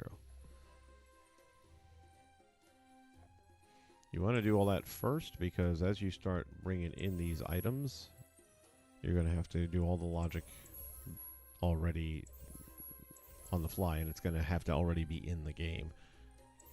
Anything you record logic-wise won't be saved.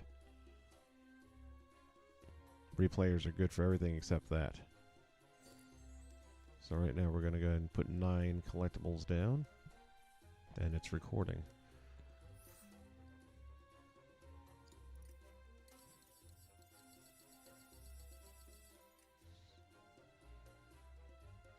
Again, we're going to have different locations along the way. So for this one, we're going to go ahead and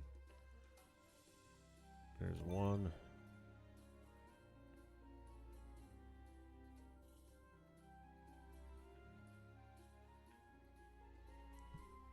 We'll make that 2. And that's the first section done.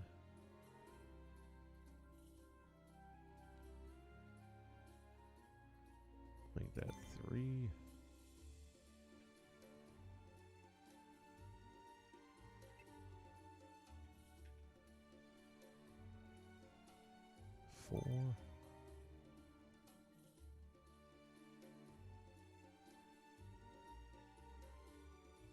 Oh, that's a...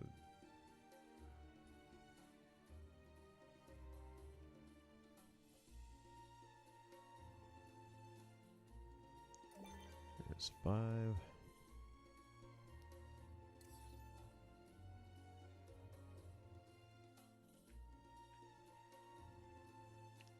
6.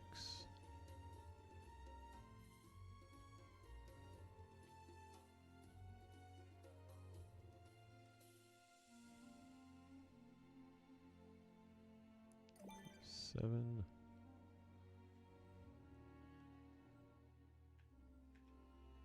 8. I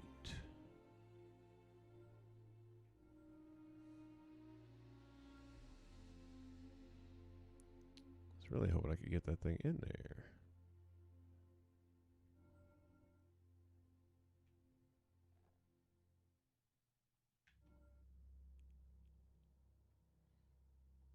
And we'll say 9.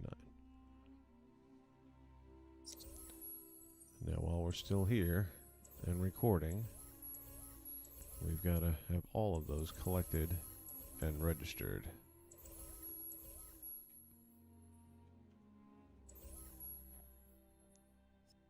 So new logic connection when it is broken or collected.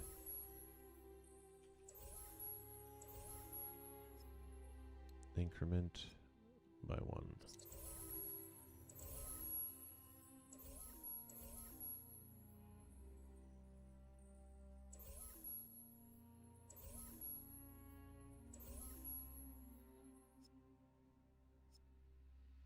Broken or collected.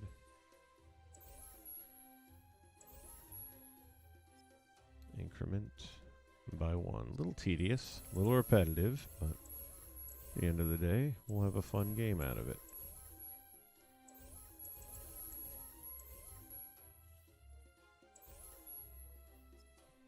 New logic connection, again, broken or collected.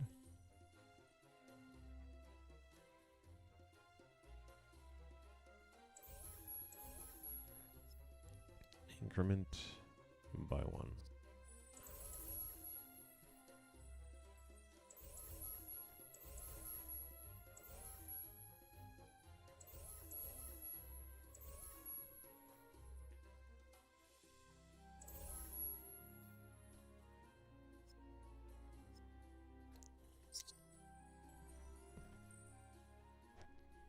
Obviously, we're just going to do the same thing for all 9.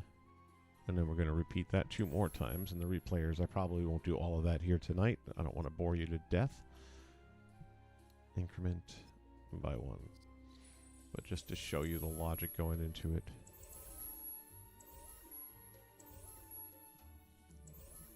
When in doubt, just double check that you haven't missed one, because if you don't hit that 9...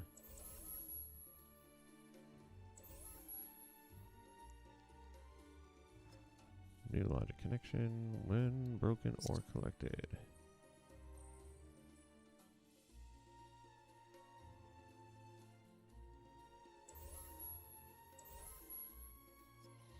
Increment by 1.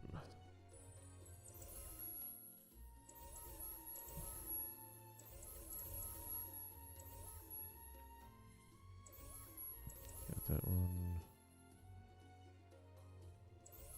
Got that one.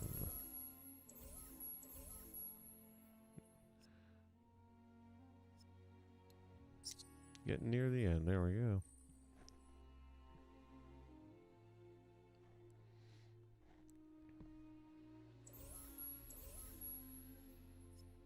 Increment by 1.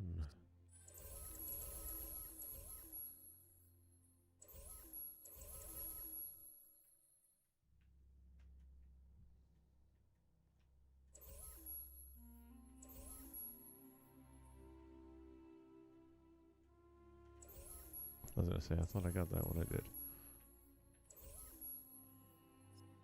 New logic connection. What I'll end up doing with the other replayers is I'll have this open, so I'll be able to see where these gems are at. This way I put the other ones in different locations.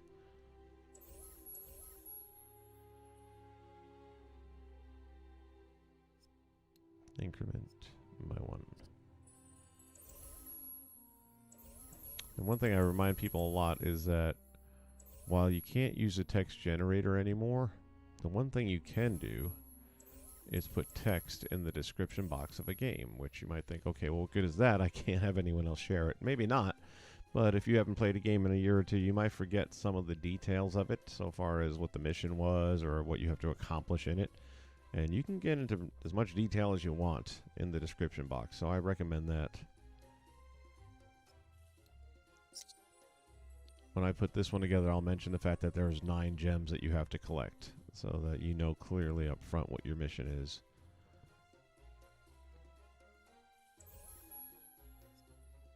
Increment by 1.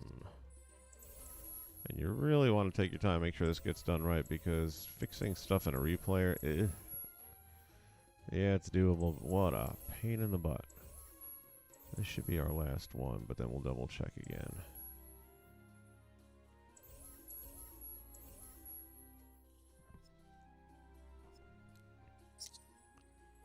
After this, we'll just run down the line and make sure all of them are connected, which I'm pretty confident they are. But better to find out now.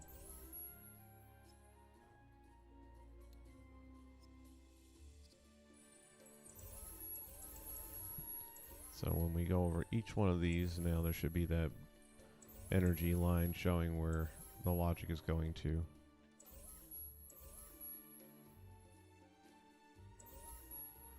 And as long as we see that, then we know they're connected.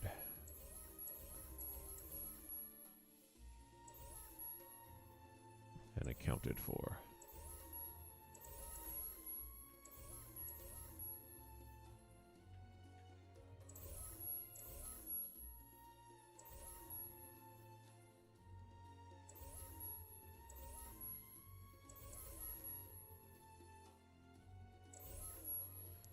All right, everything's accounted for. That's 1, 2, 3, 4, 5, 6, 7, 8, 9. And I went with the different colors based on the level, so if you were wondering why I did that.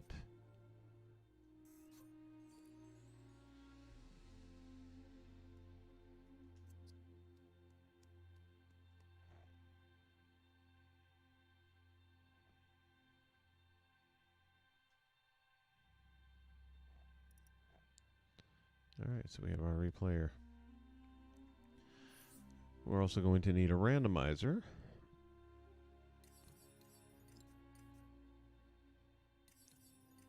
Randomizer is what makes a game fun to replay because then anything can happen. At least to a certain degree.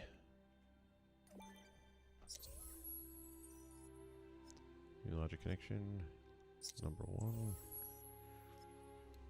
Playback.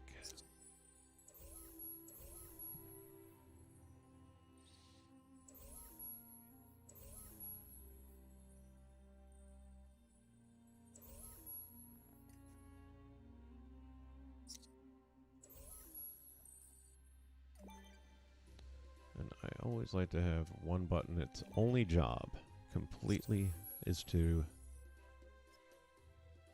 when pressed, clear. Now you could just go to the button each time, or just go from replayer to replayer depending on how you're doing it. I could get away with that in this one, but I'm just going to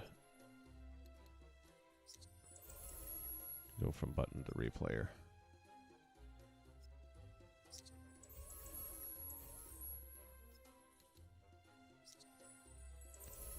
Now that's something we're going to want happen when the invite is accepted right at the beginning. So that's going to get it going. And then when the game starts, we're going to roll the dice. And it's going to select one of these 3. And that will determine where the gems go. Well, in this case, we've only got one hooked up because there's only one ready to be hooked up. So that's all good. Then our dual action trigger, are we... Let's see. When the target is reached, input number 2. And then finally, new logic connection. When it's complete, when both actions have taken place. We've already put that in. Never mind. Then you'll have a victory. This should work.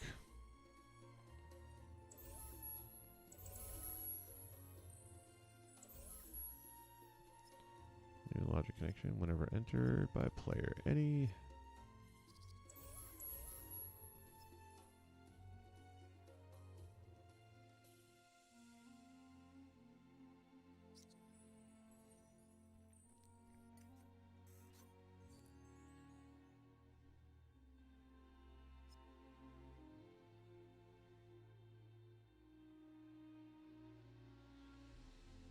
I'm going to do right now, just make sure everything else is working, is have it in that cleared mode.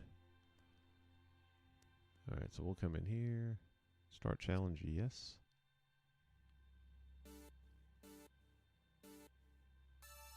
Well, And hey, off we you look are. friendly. You are friendly, right?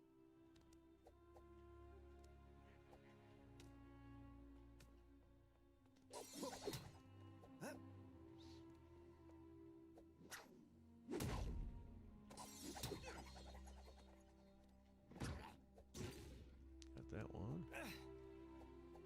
Now again, I'm not seeing on the map all of the ones that are out there at the moment. Excuse me.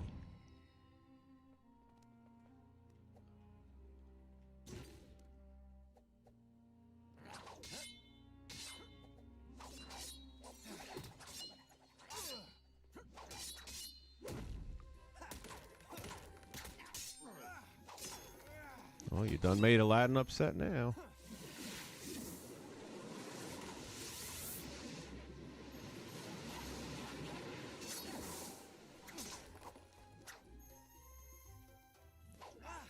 You miss me.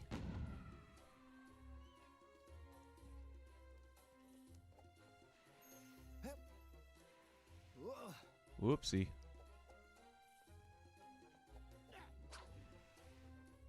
Again. And again. To be done. So we're halfway through our challenge time. Getting up on that one's proven to be a little bit challenging. Let's see. You got me.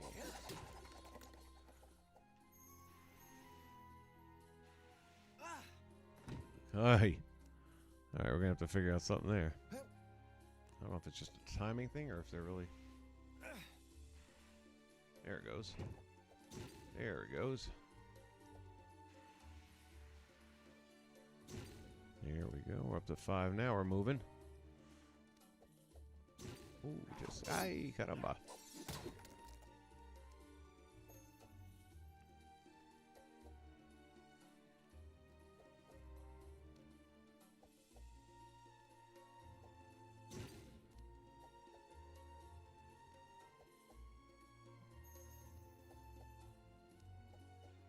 Eight seconds left.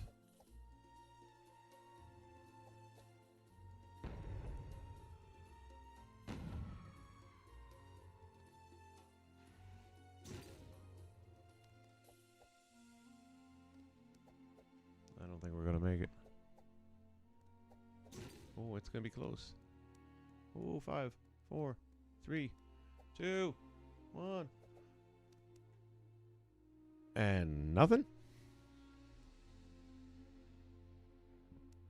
What happened? Nothing happened. It should have said failed.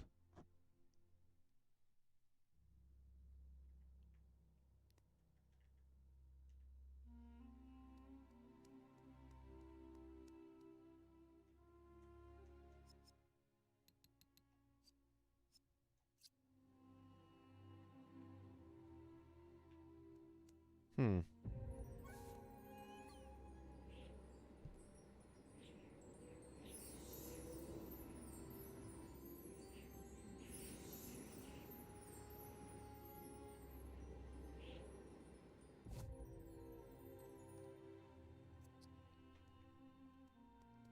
Hi, I'm Aladdin.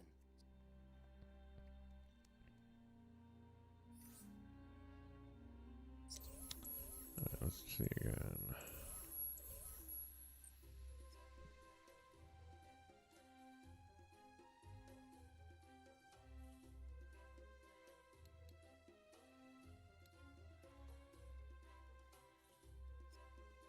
Time expired. Game failed. Why did it not do that?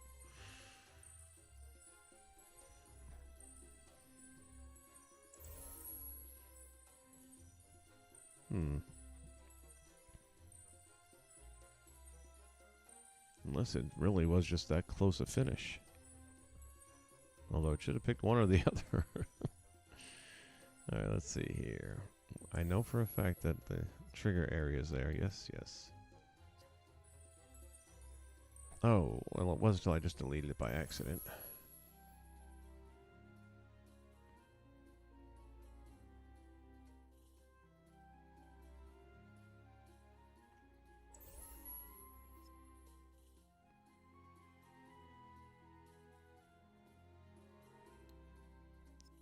When entered, pause.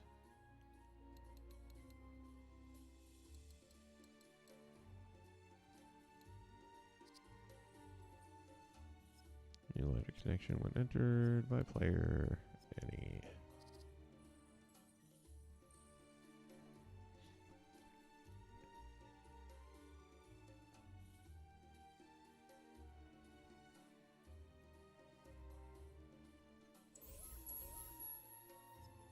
That's input 1.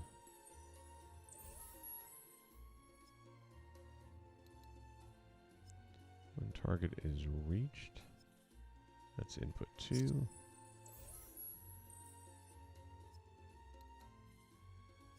When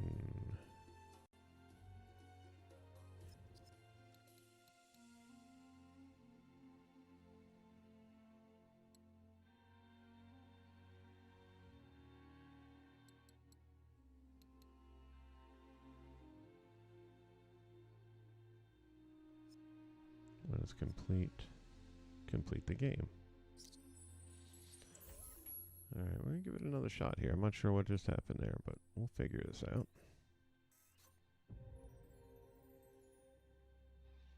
And while I'm thinking about it, there's one thing I do want to add here.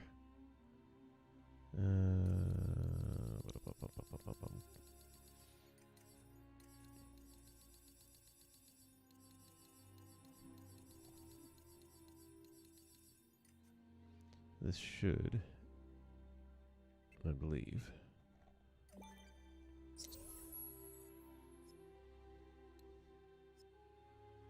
all collectible types, show on radar, there we go. And I don't think you have to do anything to make that happen, but just in case. New logic connection when the invite is accepted.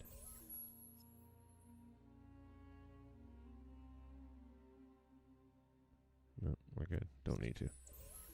Just having it on the game should do it.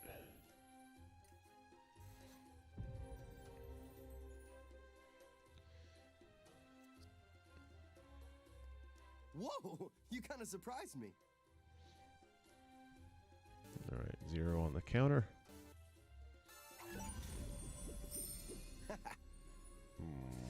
Not sure what just happened there, but we'll try it again.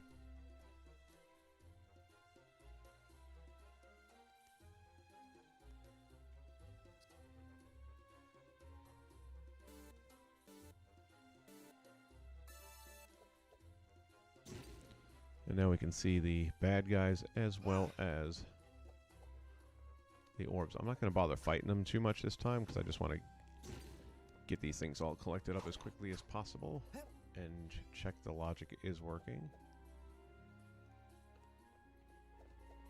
Was there not another one back there? I guess not. And the more time I can spend up top, the less time I got to deal fighting with these guys.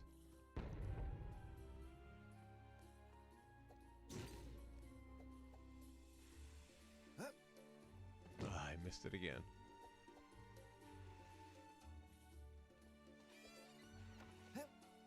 Oh, you're killing me, Smalls. Let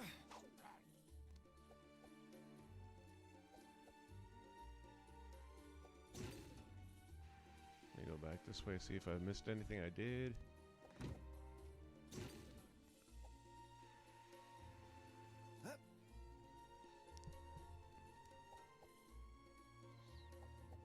Oops. Hello?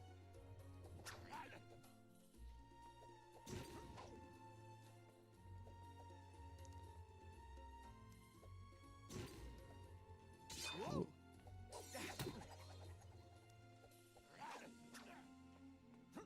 Whoa, whoa, whoa.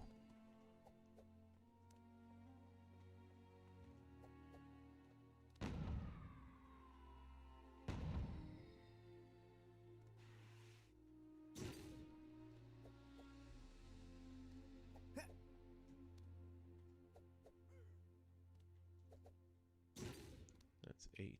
We're missing one. Maybe that's why it didn't go off last time. Hold on.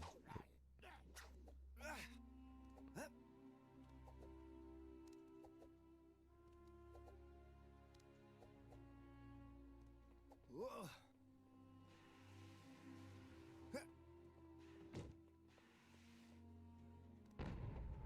And thank you for that. Whoa! Where is the 9th one?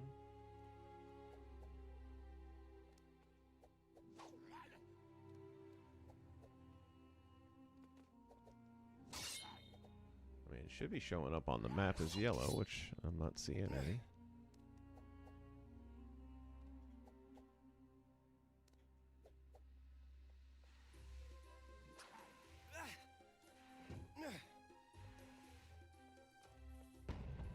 Aye. Well, we're definitely not going to finish the time. And now I got a bigger issue.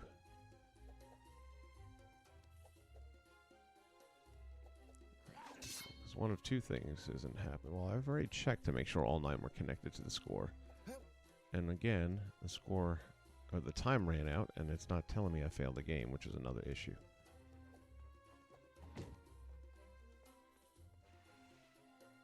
No, no. Ooh.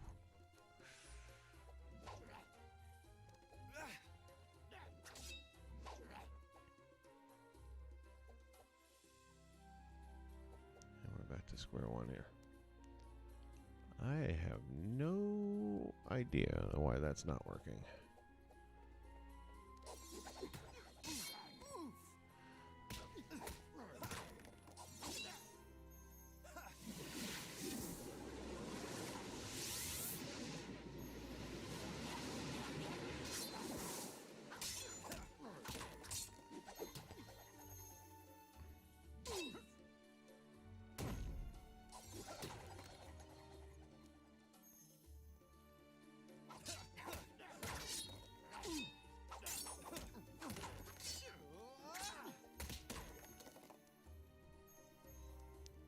Now, in theory, it should basically launch 10 more people. 10 more bad guys into combat here. But we got a bunch of little issues happening with this.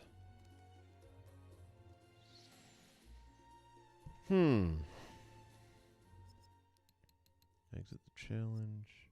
Yes.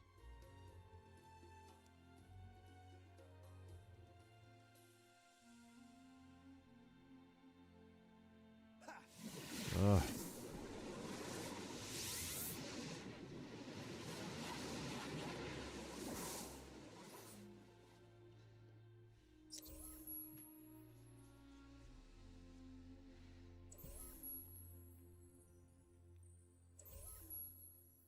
Let's start here.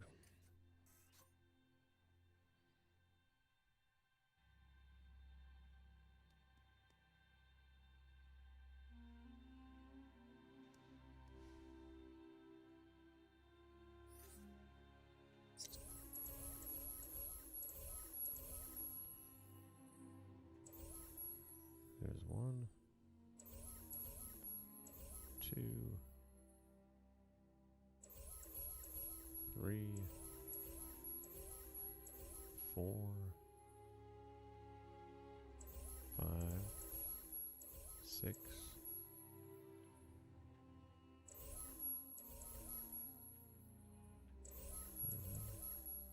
Was that 8 or 9? No, I lost count. There's 1, 2, 3, 4, 5, 6, 7, 8, 9. So that part's right. There are 9. They are all connected.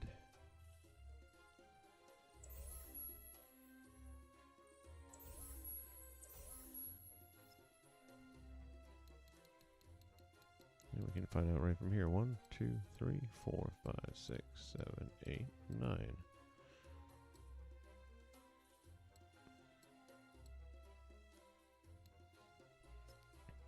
Target count is 9. Visibility is on.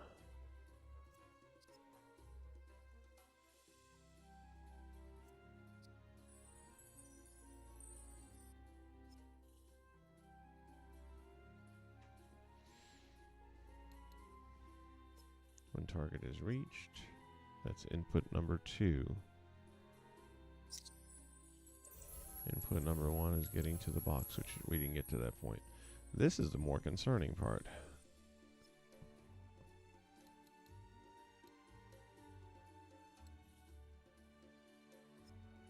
Timer expires. Game failed.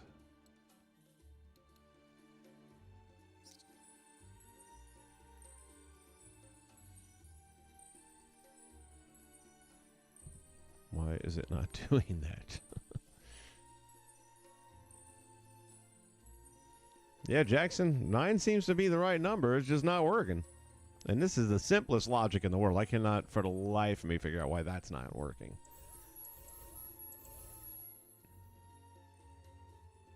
We're seeing the number change, so we know that it is collecting. It's giving credit for that being collected.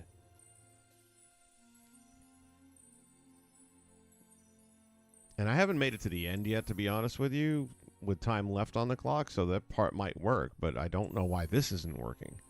Because we've had the clock count down twice now, and it didn't give us the defeat.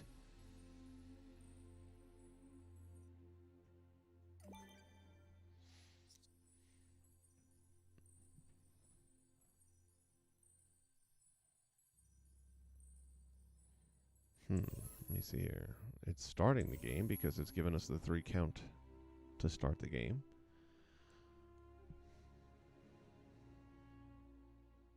I wonder if...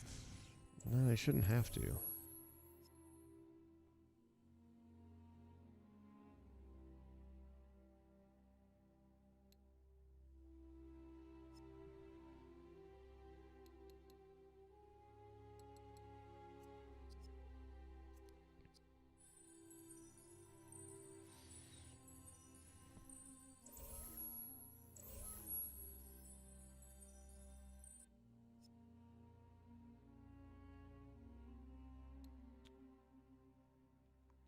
Timer results connection.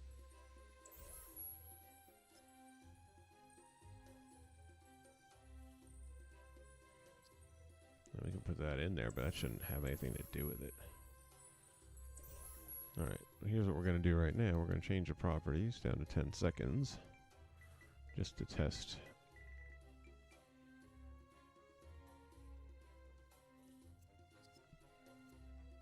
Let's see what's going on here.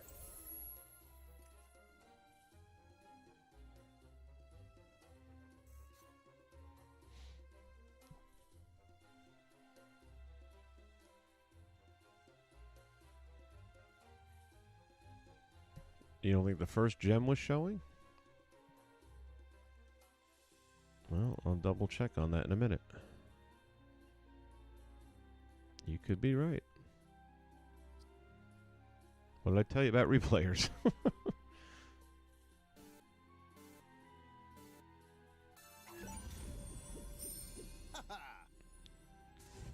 And it did that earlier too, which I'm not so sure about why that's all about.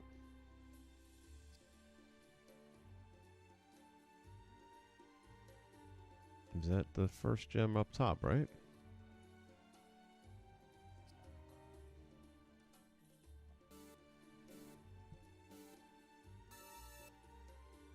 Nine, 8, 7.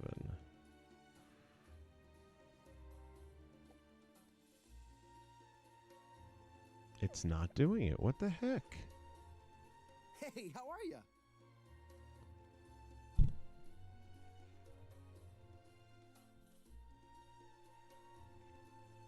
This game has been getting wonkier by the day lately.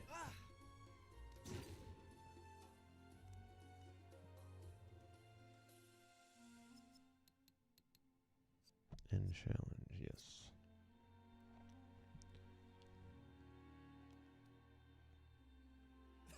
Ugh.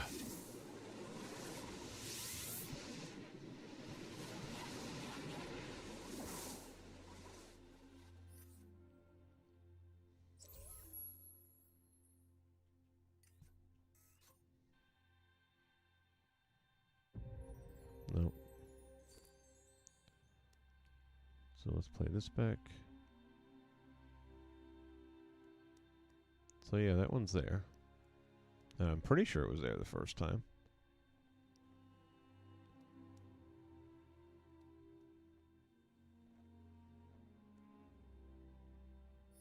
And just to make sure one more time.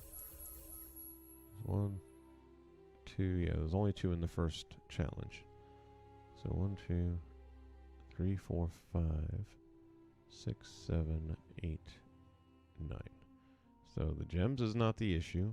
They're all connected. That's not. It's just a clock right now. Which which is usually not the problem. Let's try.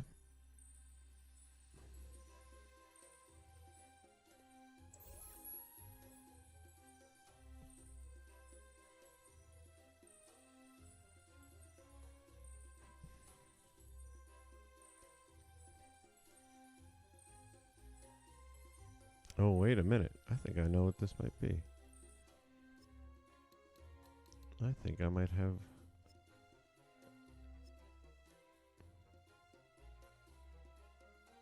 what's that?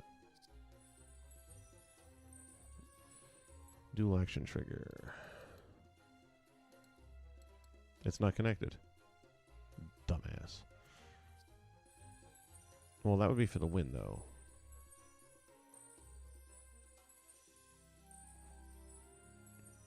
Doesn't need to go to dual action. Never mind. We're back to square one. I still don't know what's wrong.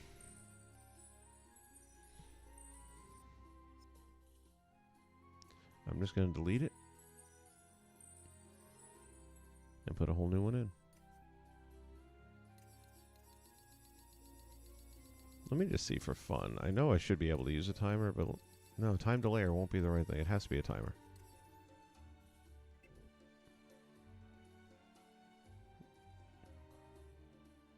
No, I guess you could technically. I don't think a time delayer will go that much time though.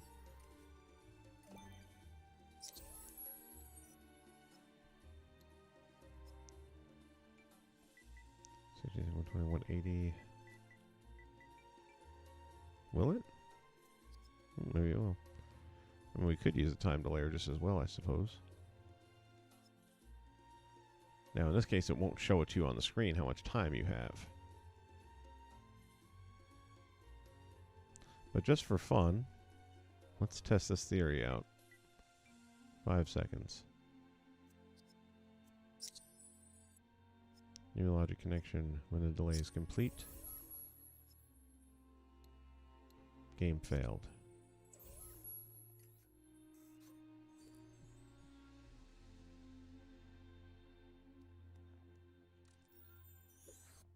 New logic connection when the game starts. Start the delay.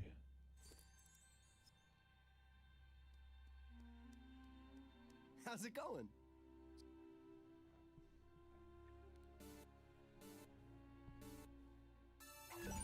How did I know that was going to happen? Yeah! And I don't even understand why that's happening.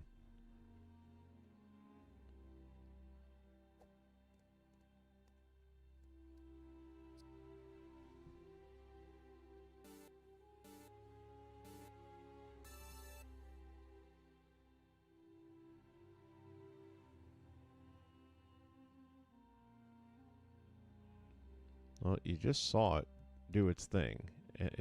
It's the challenge maker that's having a problem.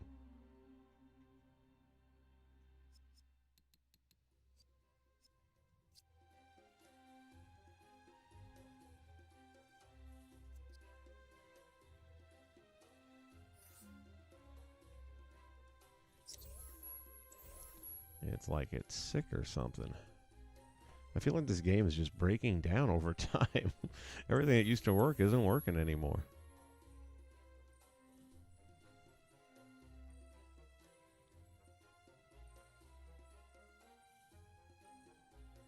I mean, there's other ways of doing it without a challenge maker.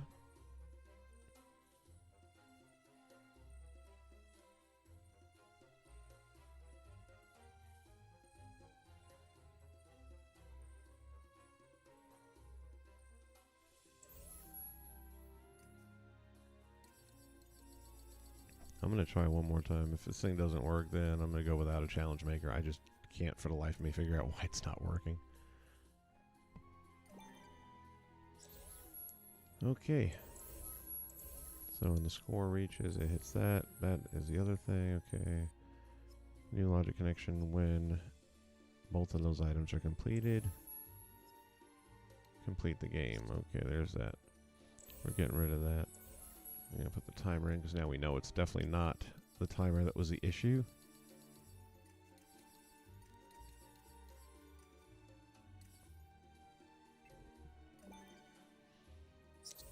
We're going to set it temporarily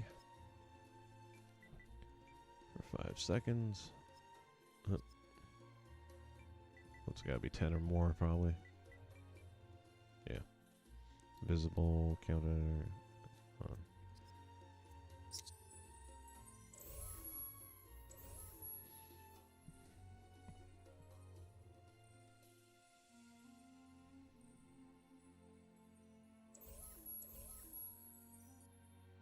New logic connection. When the time has expired, we have failed the game.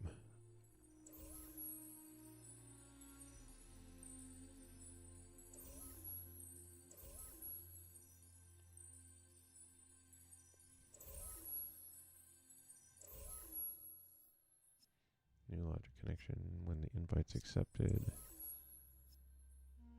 we'll reset that. And then whatever this is, reset. We will reset this. And just for fun,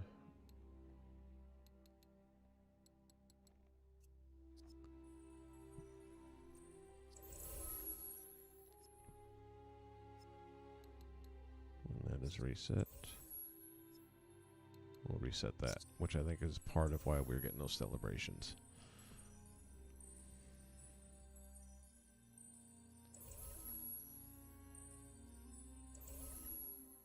And we need that turned off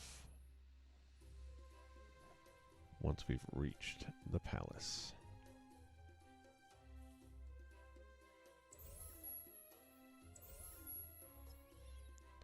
New logic connection entered. Player any.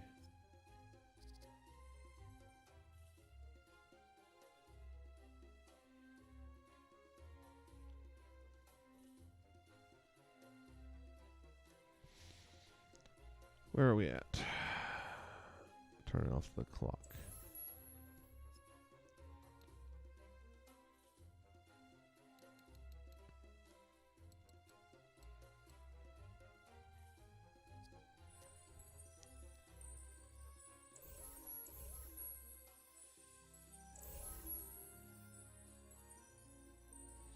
So this has 2 inputs and a dual trigger, which is what it has to have. Dual is 2. When both of those items are done, that's a victory. When this clock expires, that is a fail.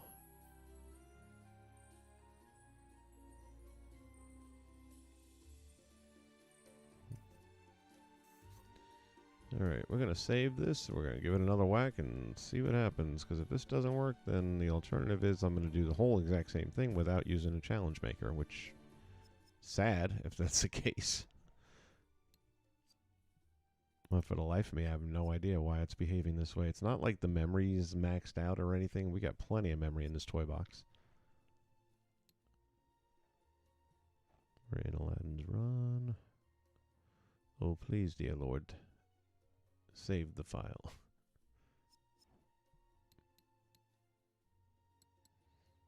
And you know what? I'll work on the description real quick.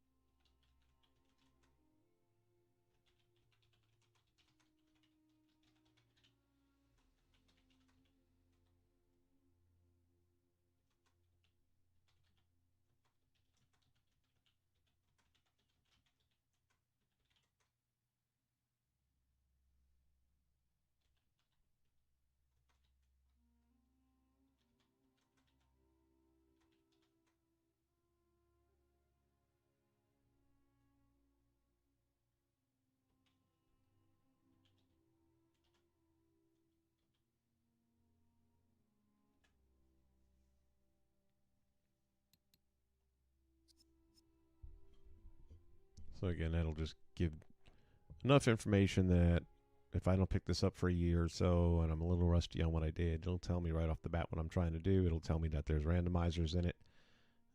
At the same time, if somebody else was coming over and they wanted to mess around with it, they would automatically know what to do.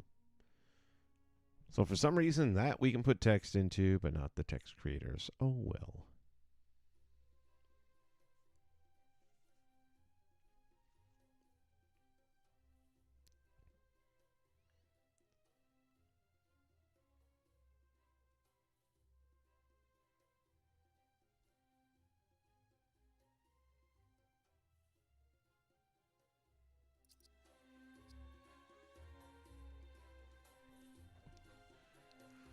All right, let's give it another shot.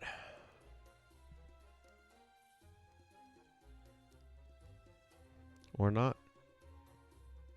I know why.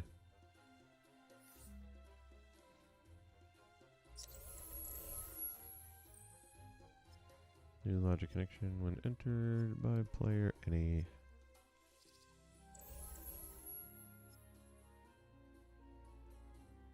Start game.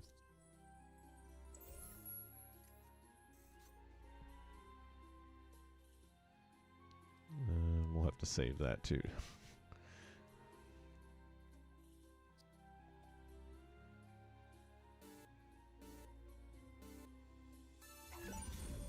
Why? Why?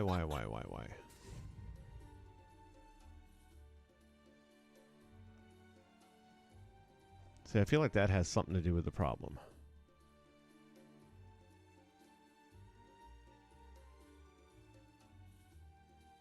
It can't.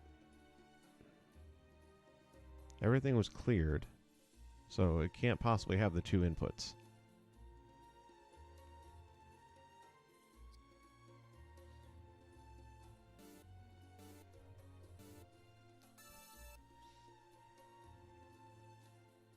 I'm not seeing the clock.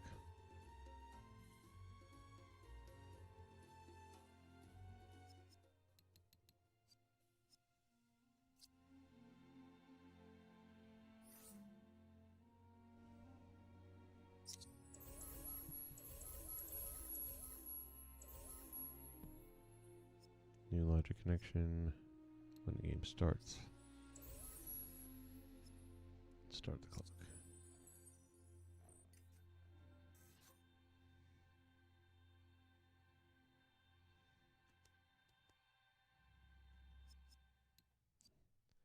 Since we're making all these changes, we'll start saving it again.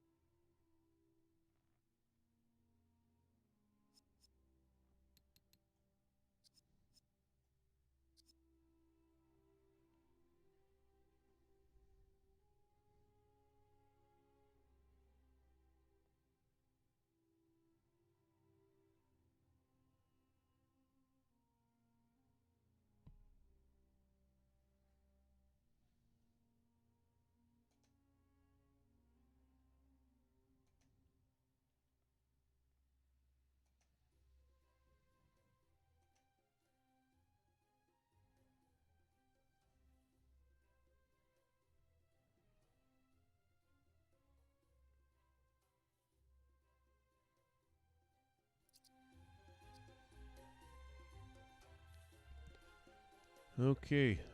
Oops, sorry. Put a wall there. Come on, follow me.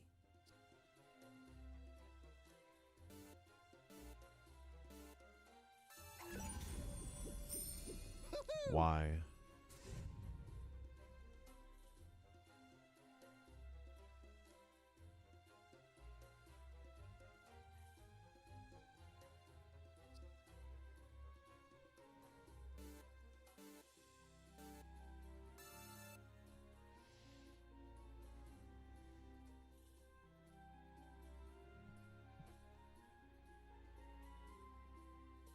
I'm no loser. Okay. I gotta get back out there. Well, maybe this time it's fixed. I have no idea, though, why that would have been an issue the first time.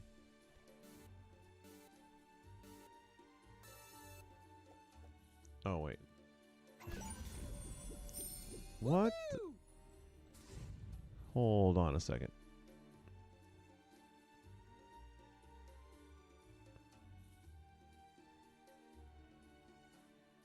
All right, part of the issue Why, I don't know, but part of the issue is using this trigger area to communicate with the game or the challenge maker. So we're gonna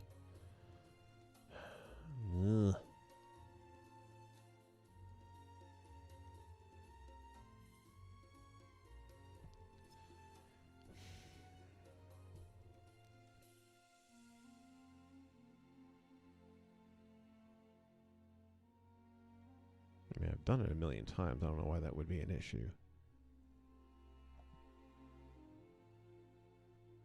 All right, let's go this route.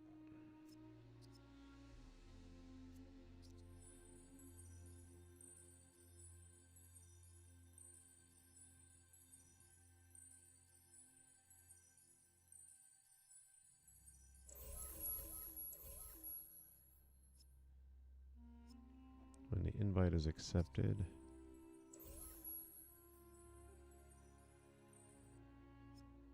deactivate.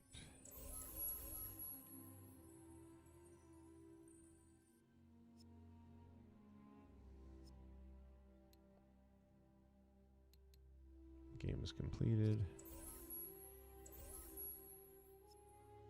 Activate.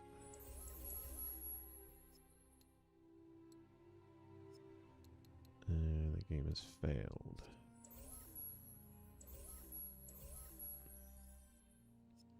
Activate. Alright, this way, in theory, the box should go dead once the game starts so that that second entry thing won't give us that weird. See, right now that box should be dead. I can go back and forth in it and shouldn't affect anything. Oh, hey! Glad to see I'm not alone out here. Huh?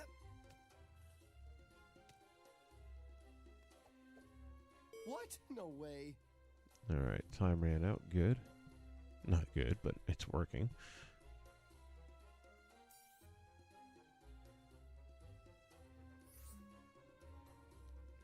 Let's come back one more time. And now let's set this thing.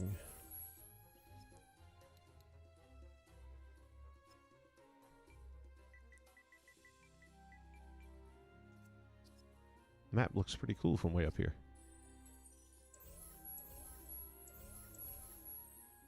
And the box should be live again because we failed our mission.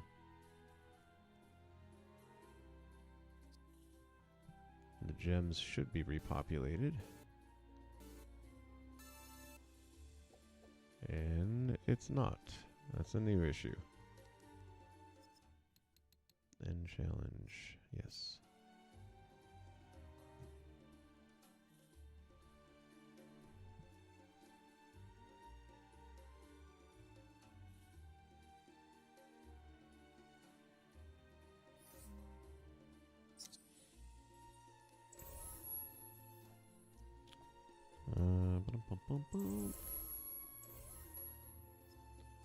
New logic connection when the timer has expired.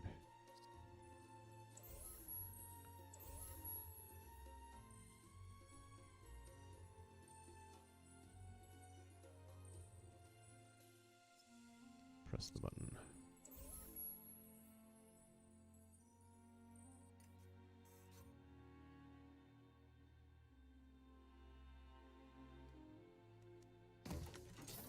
Do it right now as well.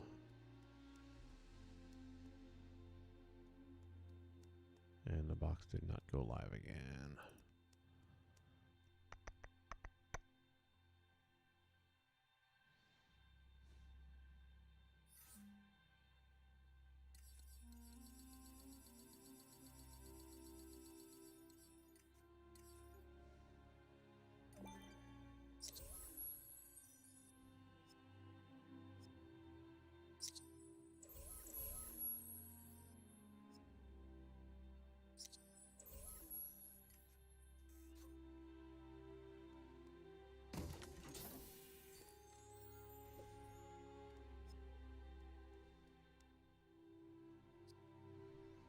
All right, clock should be stopped, reset.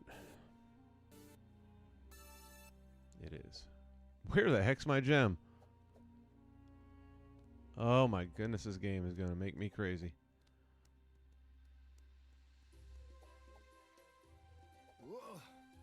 Pardon me, just passing through.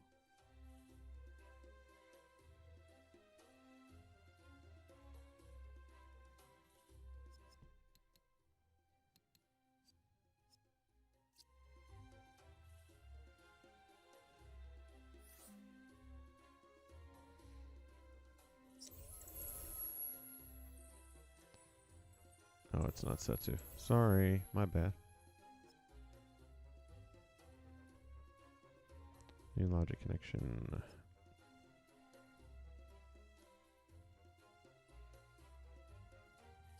Invites accepted. Action. Not sure how I could have missed that, but okay.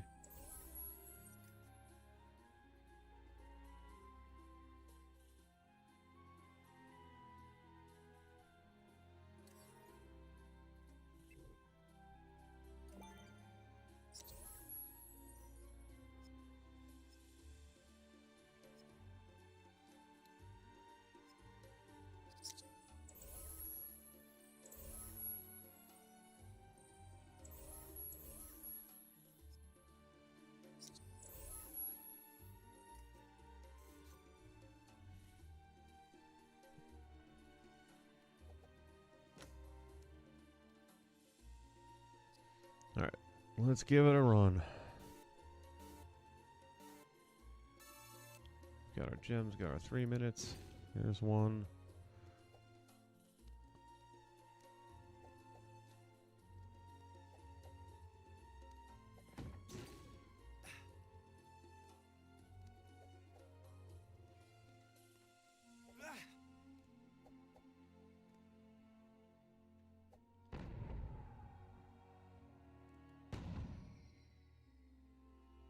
Nah.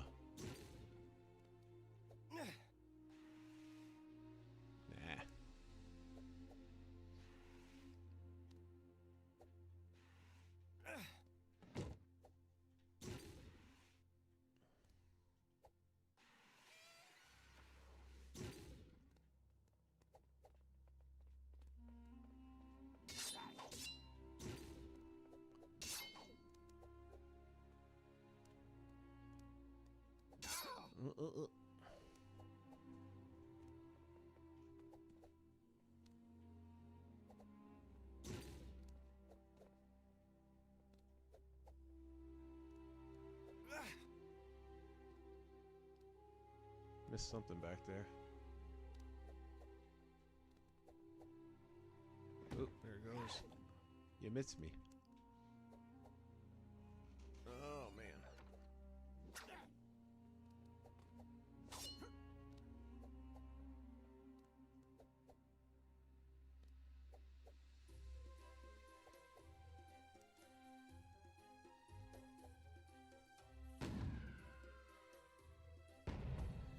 No, no, no, no, no.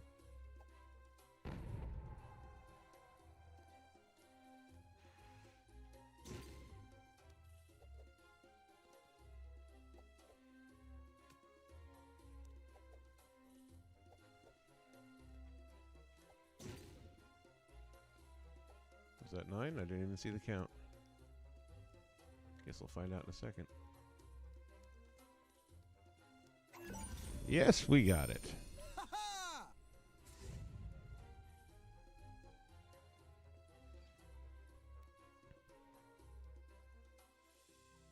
With 47 seconds left on the clock.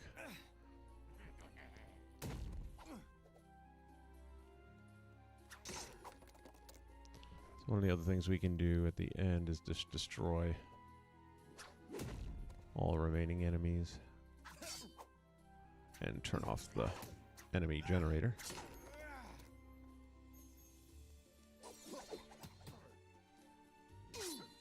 Huh.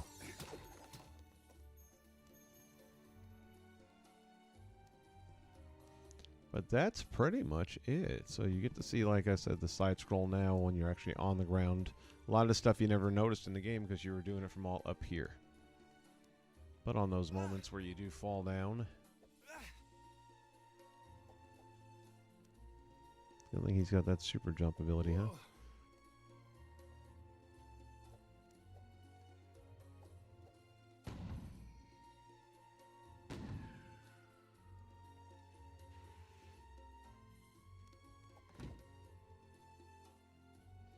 And then all of a sudden you're back in Agrabah.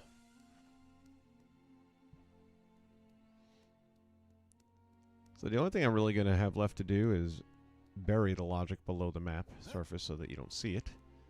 But I'm going to have to do the other 2 replayers as well and get those up and running. But at this point now, I've run it a couple of times where it seems like it's now working for the timer. Again, I don't know what was wrong with it the first time, but the game's been acting a little bit extra wonky. And that's unfortunate because there's no chance of any fixes.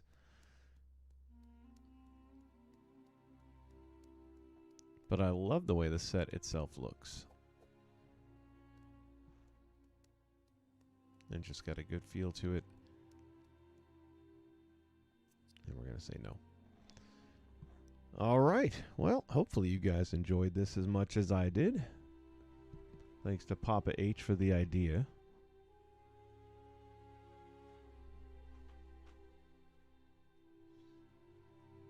I do plan on doing a little something tomorrow for the holiday. I've got a bunch of Christmas toy boxes that I've been looking through that I haven't messed with in a very long time. So I thought maybe I'd just do some general playthrough on that. So look for that tomorrow if you guys are hanging around looking for something to occupy your time with. Until then, I remind you Disney Infinity is the game where the only limitation is your imagination. We'll see you again next time right here on All Night Gaming, where we'll do some more Disney Infinity. And once again, we will be under construction. Until then, everybody, take care. Have a safe night. Happy holidays if I don't catch you tomorrow. And I'll see you again real soon.